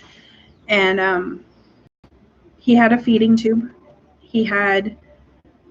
And it was adorable to me, but I know it's kind of sad at the same point, but he had these adorable Coke bottles glasses. They were super thick, but they were just the most adorable thing. I don't know, it just was so cute. His name, but I won't say his name, but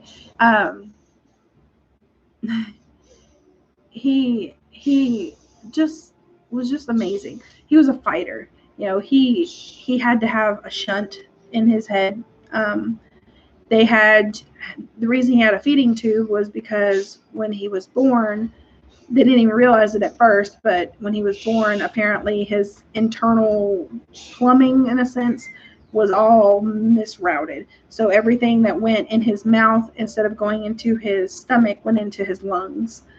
And so they had to do multiple surgeries to correct all of that. And even once it got corrected, everything that he would try to eat, his body was rejecting. So he wasn't getting the nourishment that he needed. So they put in a feeding tube, and it seemed to help. But he, you wonder how, if you want to make a choice to do something that's negatively hurting you and hurting your body, that no, that's your choice. But if you know that you are growing this beautiful little thing in your body, you need to take that and change things. You know, even if it's just for the duration of the time that this little person is growing.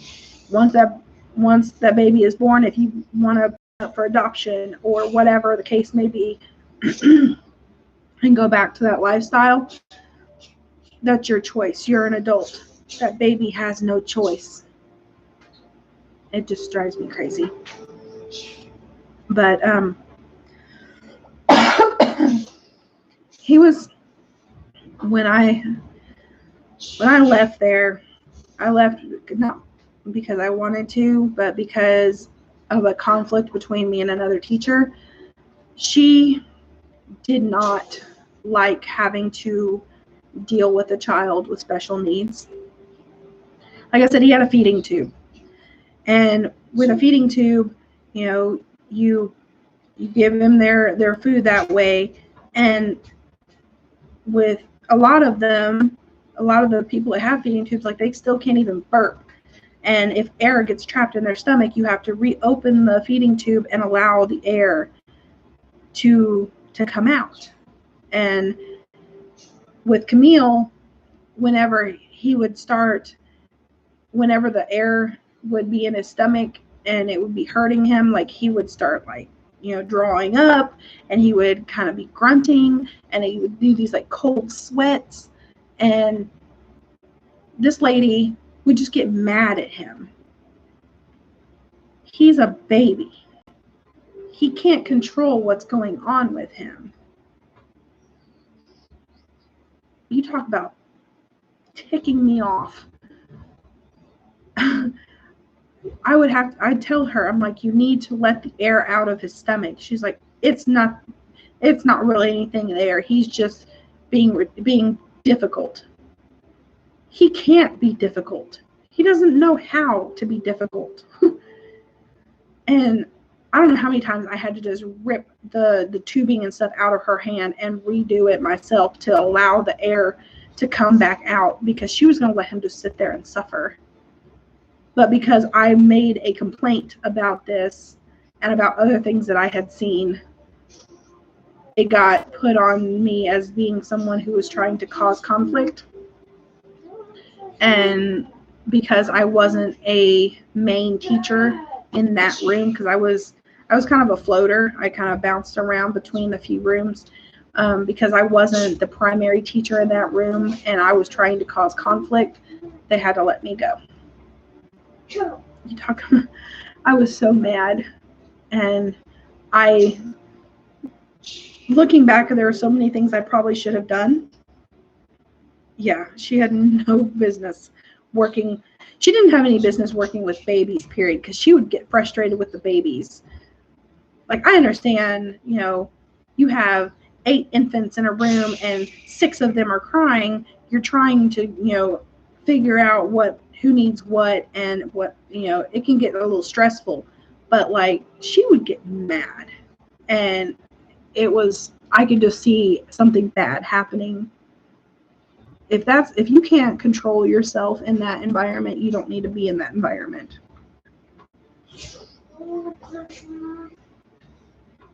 Yeah, I really wanted to, you know, and like Camille, they had therapists coming in.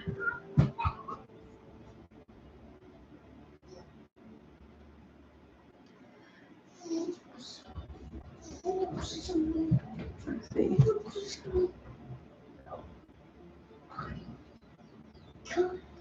I know, and I understand, you know, addiction is something that, but I don't know. Some people,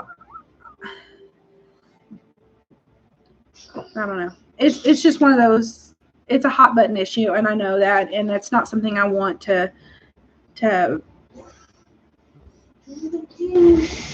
judge really be judgmental on. It's one of those things, like, I don't understand it.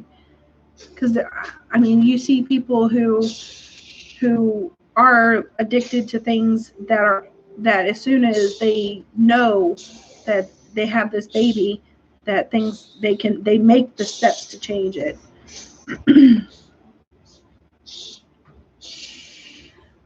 Yeah, but it's just, yeah, it's one of those things. Like I could never. It's hard. I've never been in that situation, so I really can't say. But, and I guess it bothers me too, because like Camille's mom, she had one baby who was born addicted and got taken away. At what point do you finally just say, this is too much I'm not going to be able to kick this. Why don't you just, like take care of that so that you don't have kids anymore? Why don't you just get your tubes tied, whatever you need to do? Because she ended up having like 2 or 3 more kids, all addicted to stuff. And it just, I don't know. Like, I want to take all them babies home, like I want to love them. Because it's not their fault. So see, I'm about to cry. But anyways, yeah.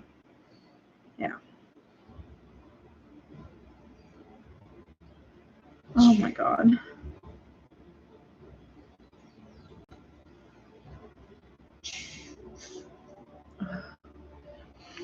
To me, it's just, these babies are so innocent. They have no choice in any of it. And everybody makes their own decisions. Everybody makes their own choices. Everybody, and I as much as I know it sounds I'm being judgmental, but I try not to judge other people's choices.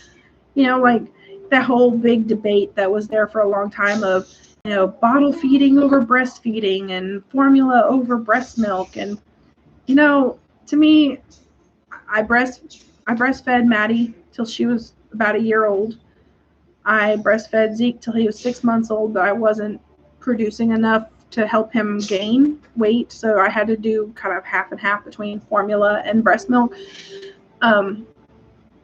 So, I mean, every situation is different. Don't sit there and judge me because I'm bottle feeding my kid or I'm breastfeeding my child or whatever.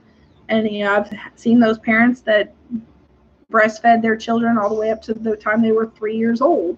I mean, there was one in the same daycare that I worked at that he was still nursing at night and he was 5. I didn't understand that, but it's not my life, it's not my child, it's not my choice. Ugh. Oh no, I can't handle children and babies being hurt. That's one of those things, like, it's just, ugh, I just can't do it. I can't handle that. Yeah. I mean, as long as my children are getting the nourishment that they need to thrive, what is it any of your business, Yeah. Pray for them.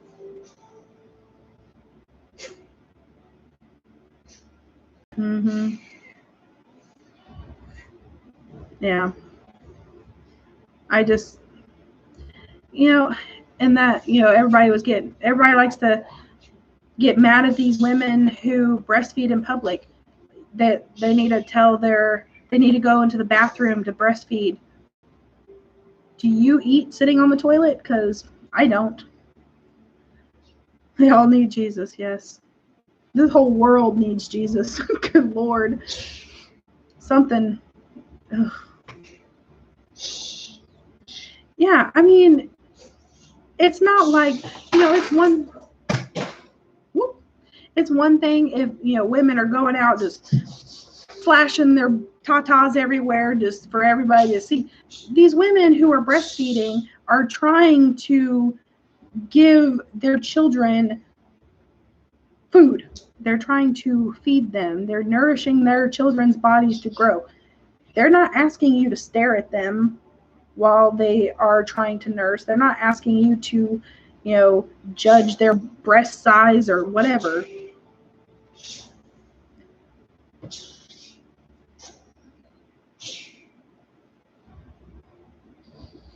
Yeah. But yeah, to me, mind your own business. That's how I see it with a lot of things. If I'm not doing anything that's physically hurting you or hurting somebody else, leave me alone. I'm not, when I was breastfeeding my daughter, it wasn't like I was squirting people with breast milk. It wasn't like I was just flinging them out there for everyone to see. It was, I was doing what I needed to do. And in today's world where, every little thing is a trigger, it's just ridiculous. You can't do nothing right. Can't say nothing right. You can't do nothing right. You can't look in the right direction. Oh yeah, there's drama everywhere. That's nothing that's going to be going away anytime soon.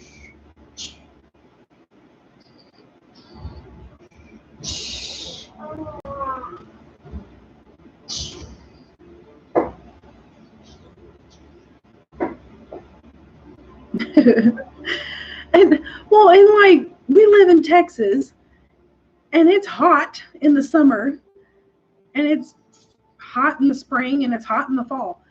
And my thing is, I don't want my face covered at all, ever. Like, I get kind of claustrophobic, but I mean, covering and then having to have a cover over a baby's head, and like they're hot and sweaty because not only is that covering them and their heat generating, but your heat generating from the. I'm like, this is ridiculous. These poor babies, all just because you're trying to do something that feels right for you, or that feels natural. Yeah, I know whenever we would be out and about, a lot of times I would, if we weren't in a place that I could, find a kind of a secluded spot, I would go to the car. But even then, it's like I would be in our vehicle and trying to nurse my daughter, and still having people like, oh my God, look at what she's doing. You would think that I was doing something inappropriate. It's like, I'm feeding my kid. Leave me alone. But, it's just hot button topic, obviously. I think, and even before I had kids, I never saw a problem with it. I mean, of course, I worked in daycares where mothers would come in and nurse their children sometimes. So it wasn't like it was a new thing, but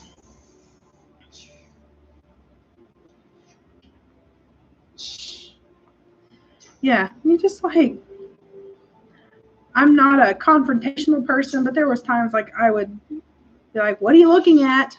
Like, can I help you with something? Do you need some information? But it's amazing what kids can bring out in you. Because I'm not a confrontational person. I don't speak out to people that irritate me. But if it has to do with my kids, I'm like up in your face. I can remember a time when I was at a grocery store and Zeke was still a baby. He was an infant. Maddie's only 2. So like, I'm trying to get my kids into the car, and I have the car door open. I have my toddler in the car. I'm trying to strap in my infant seat, into the little bracket thing. And this lady comes swinging into this parking spot right next to me, almost clipped the door. And me having my child right there, and another one that's not really buckled up. She's luckily sitting in her seat. You talk about Mama Bear coming out. She got out of her car, and I was like, do you have eyeballs? Did you not see what I was doing right here? And she's like, well, you were taking too long. If I'm taking that long and you can't wait, then you need to go find another spot. Or you can be patient long enough for me to get my child put in this car seat. I wanted to knock her out. And I am not a physical, confrontational person at all, but I wanted to knock that woman out.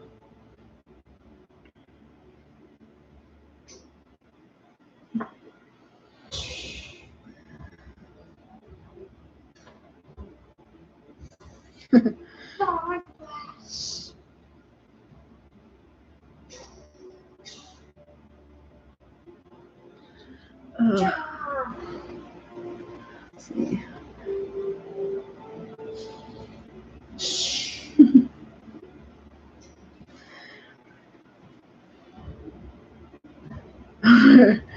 Whew. Like there was another time when Maddie was she was old enough to sit up, so like I had her in a HEB buggy in the little front part, so she was sitting up there, and I mean still she's a baby, so she's not super stable, so I'm having to like keep my hands kind of around her so she shouldn't fall over. And this lady comes around the corner, and I was not right at the edge of the aisle, but I was up there. She comes around the corner and hits my buggy. And I'm like, excuse you. She's like, you need to get out of my way. I was like, for one, I wasn't in your way. You came over here. And two, do you not see that I have a baby in my buggy right now? And she was like, what does that have anything to do with me? I said, it's about to have something to do with you because you hit my cart again. I'm going to knock you out. And she's like, I'm going to get door security. I was like, go ahead. What are they going to do? I'm going to throw you out for ramming into a cart with a child in it. Whew, I was mad. You talk about, it is that mad that you like talk to yourself the rest of the time you're in the store, just like talking under your breath. Oh my God, people tick me off. I'm like,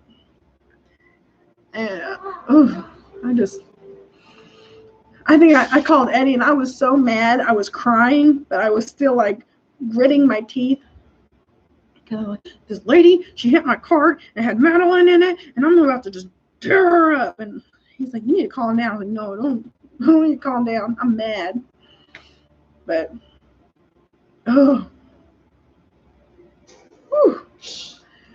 I can take a lot when it comes to me, but I don't take much at all when it comes to my kids. It's just like there was a time when we were at a grocery store, and I had both the kids with me, and the thing about it, like they weren't even really being loud or obnoxious or anything. They were, I think Maddie was asking for something, and I told her not right now, and she was like, "Aww." But this older lady walked by us, and she was like, "Ugh, stupid kids," or something like that. And I was like, "Excuse me?" I said, "Do you have something to say about my children?" And she's like, "Your kids are spoiled." I was like, "How do you figure my kids are spoiled?" She asked me for something, and I said no. And she whined like a 2-year-old or 3-year-old's going to. I told her, I said, you need to mind your own business. I don't understand why people feel the need to jump into somebody else's life. I mean, my children weren't like running into her buggy. They weren't screaming and throwing a temper tantrum. They weren't doing anything to mess up her day by any means. But they have to like make known that of their 2 cents. Well, did I tell you that, you're a grouchy old heifer? No, I didn't. I thought it, but I didn't say it. Especially, you talking mess about my kids. They have nothing to do with you. I mean, but just, it's just those little pet peeves. things that you find, especially after having kids, you just, mm-mm.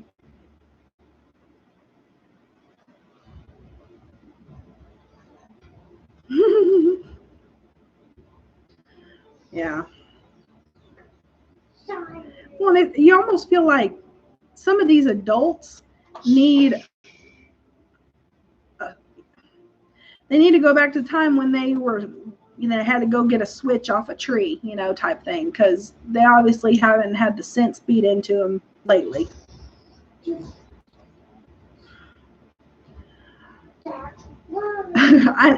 I know, like, I tend to be kind of a mean mom in the sense that, yes, I do tell my children no. I do punish them for them misbehaving, stuff like that. I'm not, but at the same time, I'm not a horrible mom where, like, my kids don't get things every now and then. I mean, but I don't need somebody else sitting there judging me, telling me that what I'm doing is wrong or whatever the case may be. As long as I am not beating my children till they're black and blue, as long as I'm not starving my children or not allowing them to grow their minds and their bodies, and as long as I'm showing them love and affection in an appropriate way, back off, leave me alone.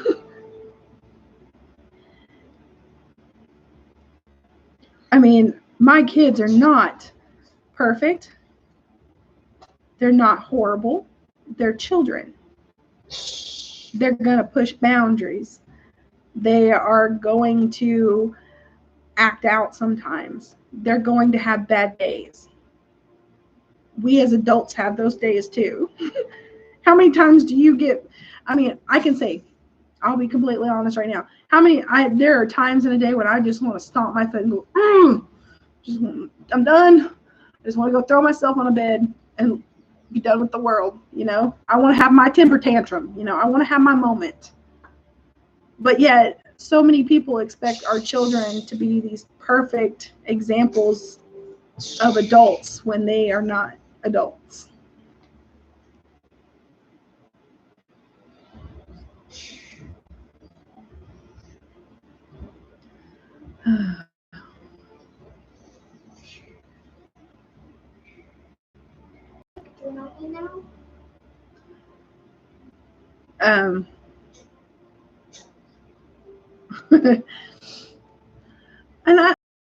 And sometimes kids can be frustrating and they can be annoying.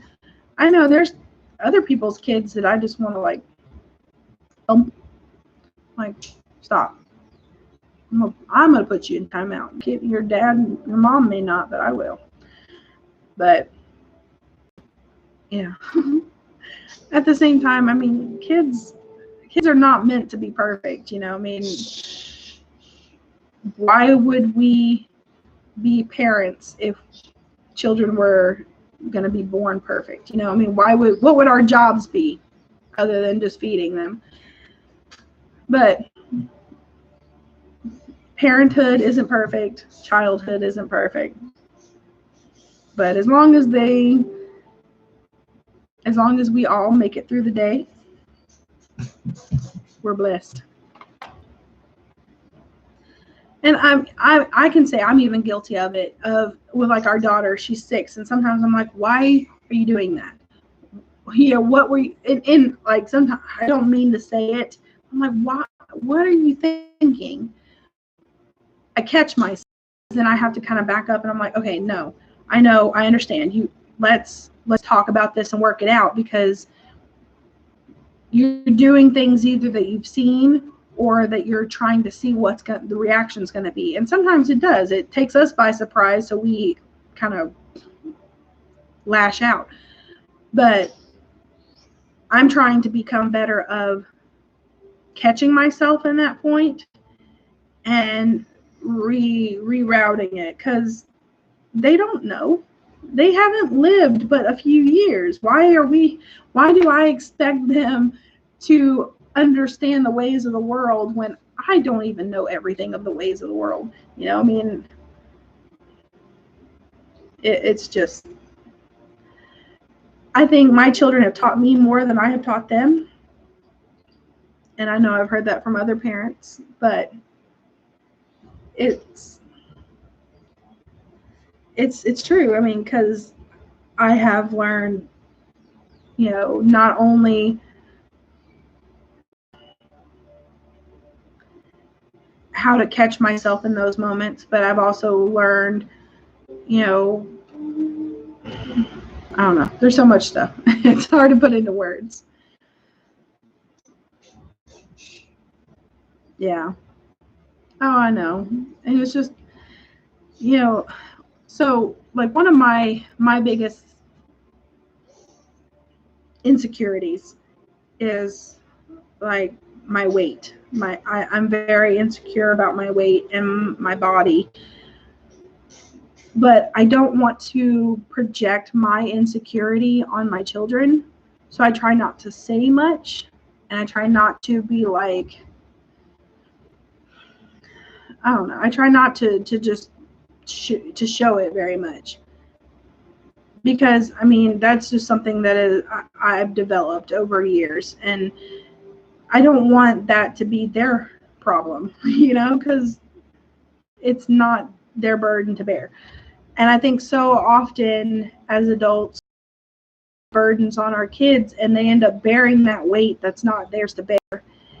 And then not only they become judgmental of themselves, but they become more judgmental of others because of those burdens. Yeah.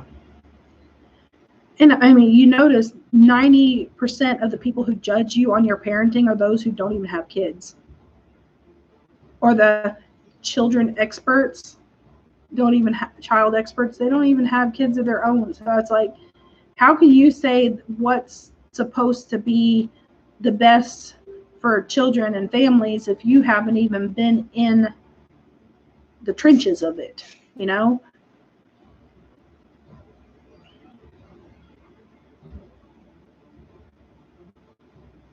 Yeah. I mean, I have nobody to blame on for my weight but me. I mean, it's just choices I've made in my life, but you, you deal with it. Um, I do try to steer my kids away from making the same choices, but ultimately, I mean, you don't want to be so restrictive that they go crazy when they actually do get the opportunity to have whatever it is that you're being restrictive of. So like sweet stuff, and I mean, it's not like we never get it. We have stuff, but you know, I let them have some, but I'm like, okay, you don't need no more. You don't need no more sweet stuff. You can have this instead, or you can have that. Um, it's just it's a balance. I mean, maybe you know those insecurities we have. It can be a learning experience that we can say, okay, that's my insecurity. Maybe I can teach my children a better way, a better path, so that they don't follow the same path that I'm on that has caused the insecurity or whatever it is. Um, but I don't even remember. Yeah, I just, as a parent, you know, you try your best. You're not going to be perfect. Just like I said, kids aren't perfect. We're not perfect. We're not meant to be. Our falls and our failures are what we learn from if we allow ourselves to learn from them. Sometimes you have to fall and fail a few times before you finally like smacks you upside the head and says, "Hey, this isn't working. Maybe you need to try something else." Um, but let's see.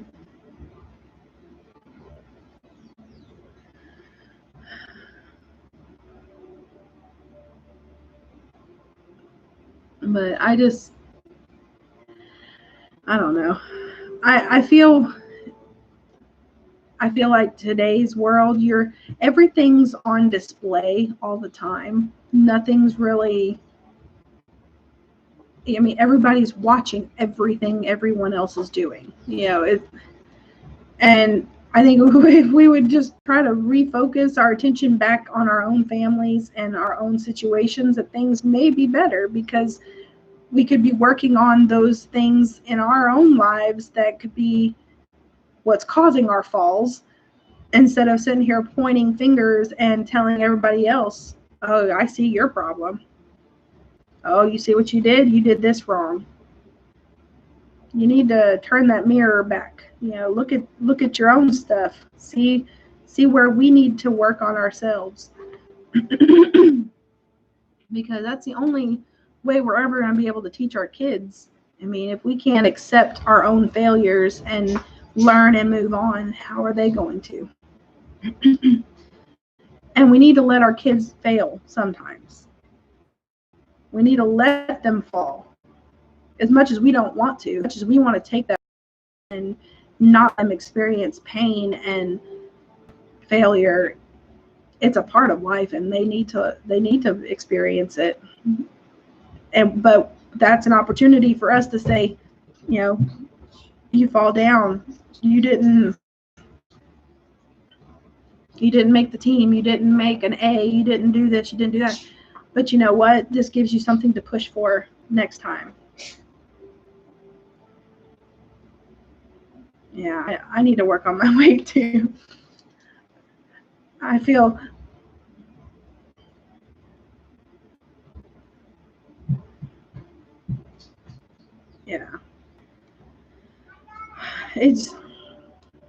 but and you know how some people don't even want to let their kids see them make mistakes.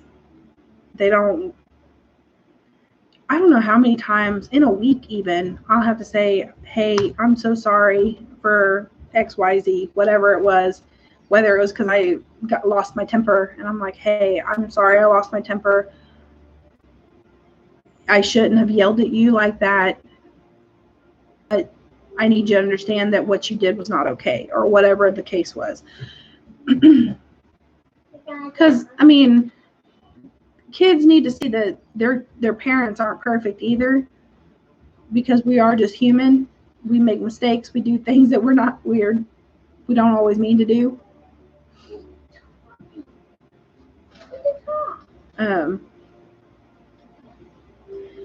But I think they need to see that sometimes we stumble, we fall, we fail, we go through hard stuff too. It's not pleasant all the time, but we come out on the other side. Parenting is hard. Parenting is probably the hardest thing I have ever had to figure out, and that's saying a lot, considering I'm not a I'm not a genius. So being that it's one of the hardest things to figure out and to maneuver, and I swear it has been a journey, and I am so grateful to be on it, to be involved in it.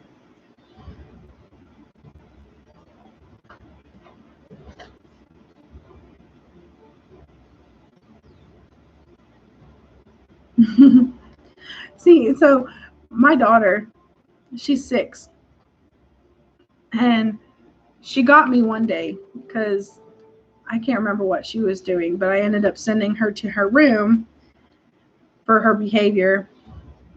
And she wasn't even 6 at this point. I think she was like 5. But before she shut the door, she told me that I was the worst mother ever. And, it's like, you talk about knife in the heart, drop you to your knees type, like, I just wanted to go curl up in my bed and cry. And I gave her a few minutes to kind of calm herself down. And I went in there and I told her, I said, do you understand that what you just said really hurt me? Because I do the best I can. I know you don't always like what I say or what I make you do, but that's part of my job. Is I am your mom. I'm not here to let you just get away with everything. I'm here to help set rules and boundaries to help you grow up into a adult that's ready for this world. You're not going to like it, but you need to know that I love you no matter what. And even though those words hurt my feelings, I know that you still love me. And, you know, of course, I mean, she's 5, so I know she didn't like really comprehend everything. But I've always tried to talk to my children more, not really adult-like, but not like babies. Like, I've never really like baby talked them. I've always just talked with them. So I guess I figure, you know, eventually at some point in time, they're going to come to that point in their life where they are going to understand more of the meaning of what I'm saying. And it won't be such a big shock, a transition from me being that baby talking mom to adult talking mom. So I just kind of talk to them. And I've talked to them since they're itty bitty. That's one of the things like I've always heard is when they were really young, like they would talk a lot. I guess because I talk so much. But they would talk a lot. And I'd have people ask me like how old they were. And they're like, wow, they're only 3 or whatever. And they talk a lot. They talk real clear. I don't know. I guess because I talk to them all the time. Yeah, I'll show you the worst mother.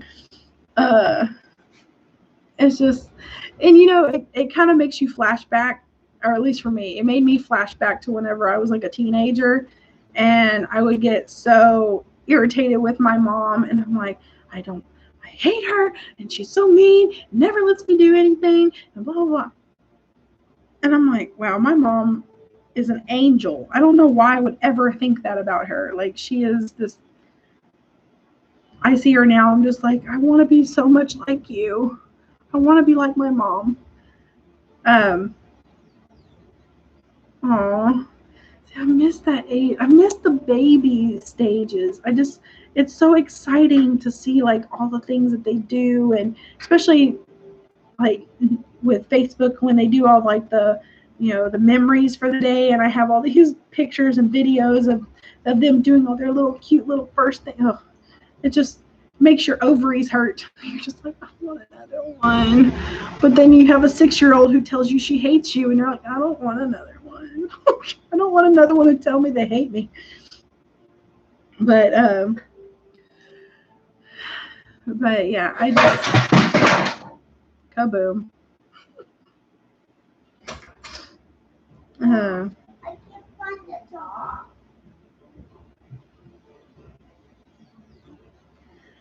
Well, and one of the things I don't know what that is.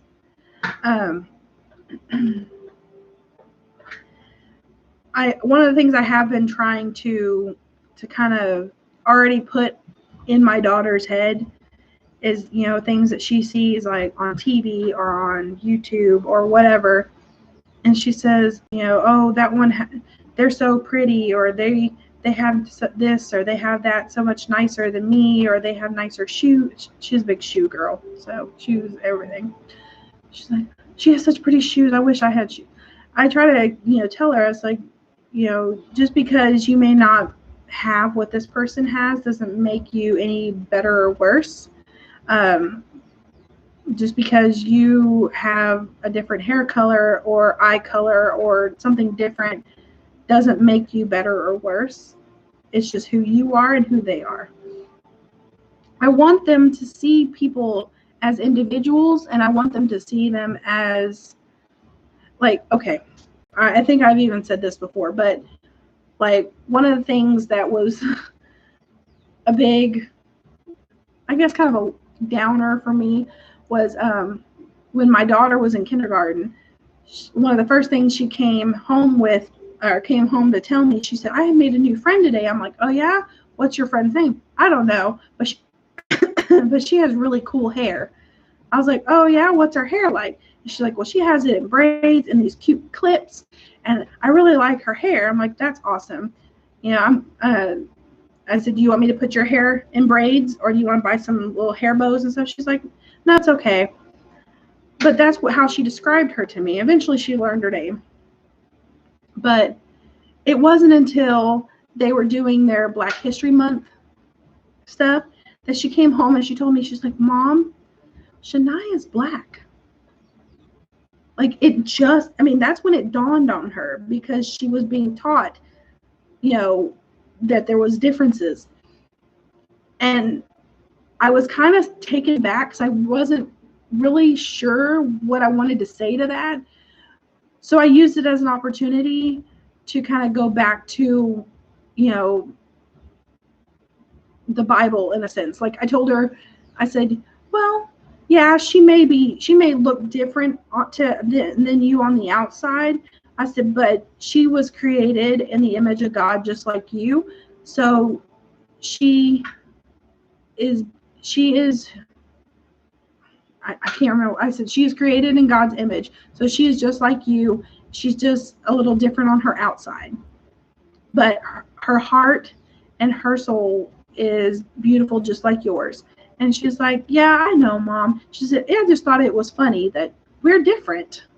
And I said, I know. I said, but we're all different. I said, just like, you know, Mommy's eyes are blue and yours are hazel. You know, our eyes are different colors, but we see things, you know. And like Daddy has to wear glasses, but you don't. It's just some people have different things that they have to do differently, or they have different things that look differently than yours, but ultimately they are children of God, and they are beautiful and perfect. And that satisfied her. She was okay, and she went on about her business. But you know, it's like, how do you explain, like sometimes I wonder, like, how am I going to explain some of these differences that she comes to realize? And you know, it's nerve-wracking because you know there's going to be a day when things about her body come up or his body come up, and you know, why do boys have a certain way of body parts and girls have other body parts? And that's another thing, like I embarrass people because my children say the names of their body parts, the actual names. They say the regular names. They don't have nicknames for them. And so like some people are like, shh, they don't need to say that. Well, I want them to know what they're called. But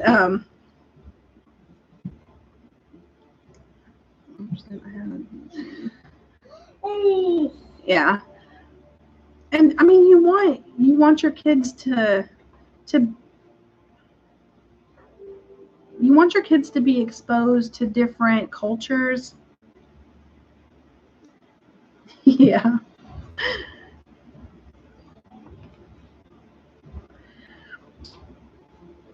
Yeah. And just like my son calls it a penis. So like sometimes he'll yeah. They're like, she shouldn't say that. Because like there was one day, I can't remember where we were, but we were in a public setting of some sort. Yeah, I know. I know. And that's like doctors love to correct you on stuff. But one day we were at somewhere and it was public, and she said, Mama, my vagina hurts. And I was like, oh, I'm sorry. I said, did you fall? She's like, I wiped hard or something. And I was like, oh, well, you know, I said, we'll just let you sit in a warm bath when we get home. There was a lady who was like, oh my God, you let your 4-year-old say vagina. I was like, well, that's what it is. I mean,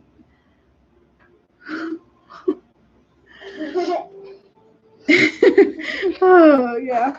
I was like, I don't know. I mean, just like my daughter one day, my son, after he was born, I was changing his diaper and she's like, Mommy, what that?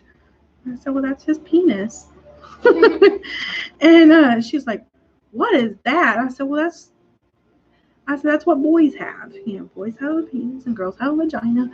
And it was just like, oh, okay. But they don't see it as being something bad because it's just what they were taught.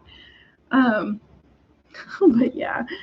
And just, I mean, he said that before too, like, said something about a penis and people were like, oh, I'm like, I guess I have reservations on calling it anything other than the name, because one of the daycares I worked at, this little boy, he called it a bobo.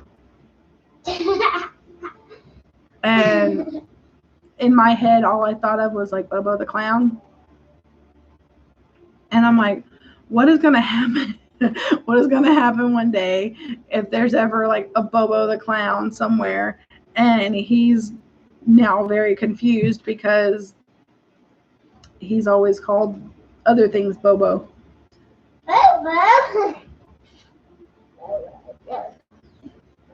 It's all right. My mama says, Peeper. That's kind of cute though. See, I mean, when kids do stuff, it's it's kind of cute, but it's like, it's not necessarily bad. I just want them to know the names of it too. But it's just, I don't know. I'm the oddball mom, I guess. I'm like, but goodness, I can't believe I've been on here for 2.5 hours. But okay, well, I guess I am going to hop off here. I've got to a Tukey. Oh my god, that's kind of adorable. But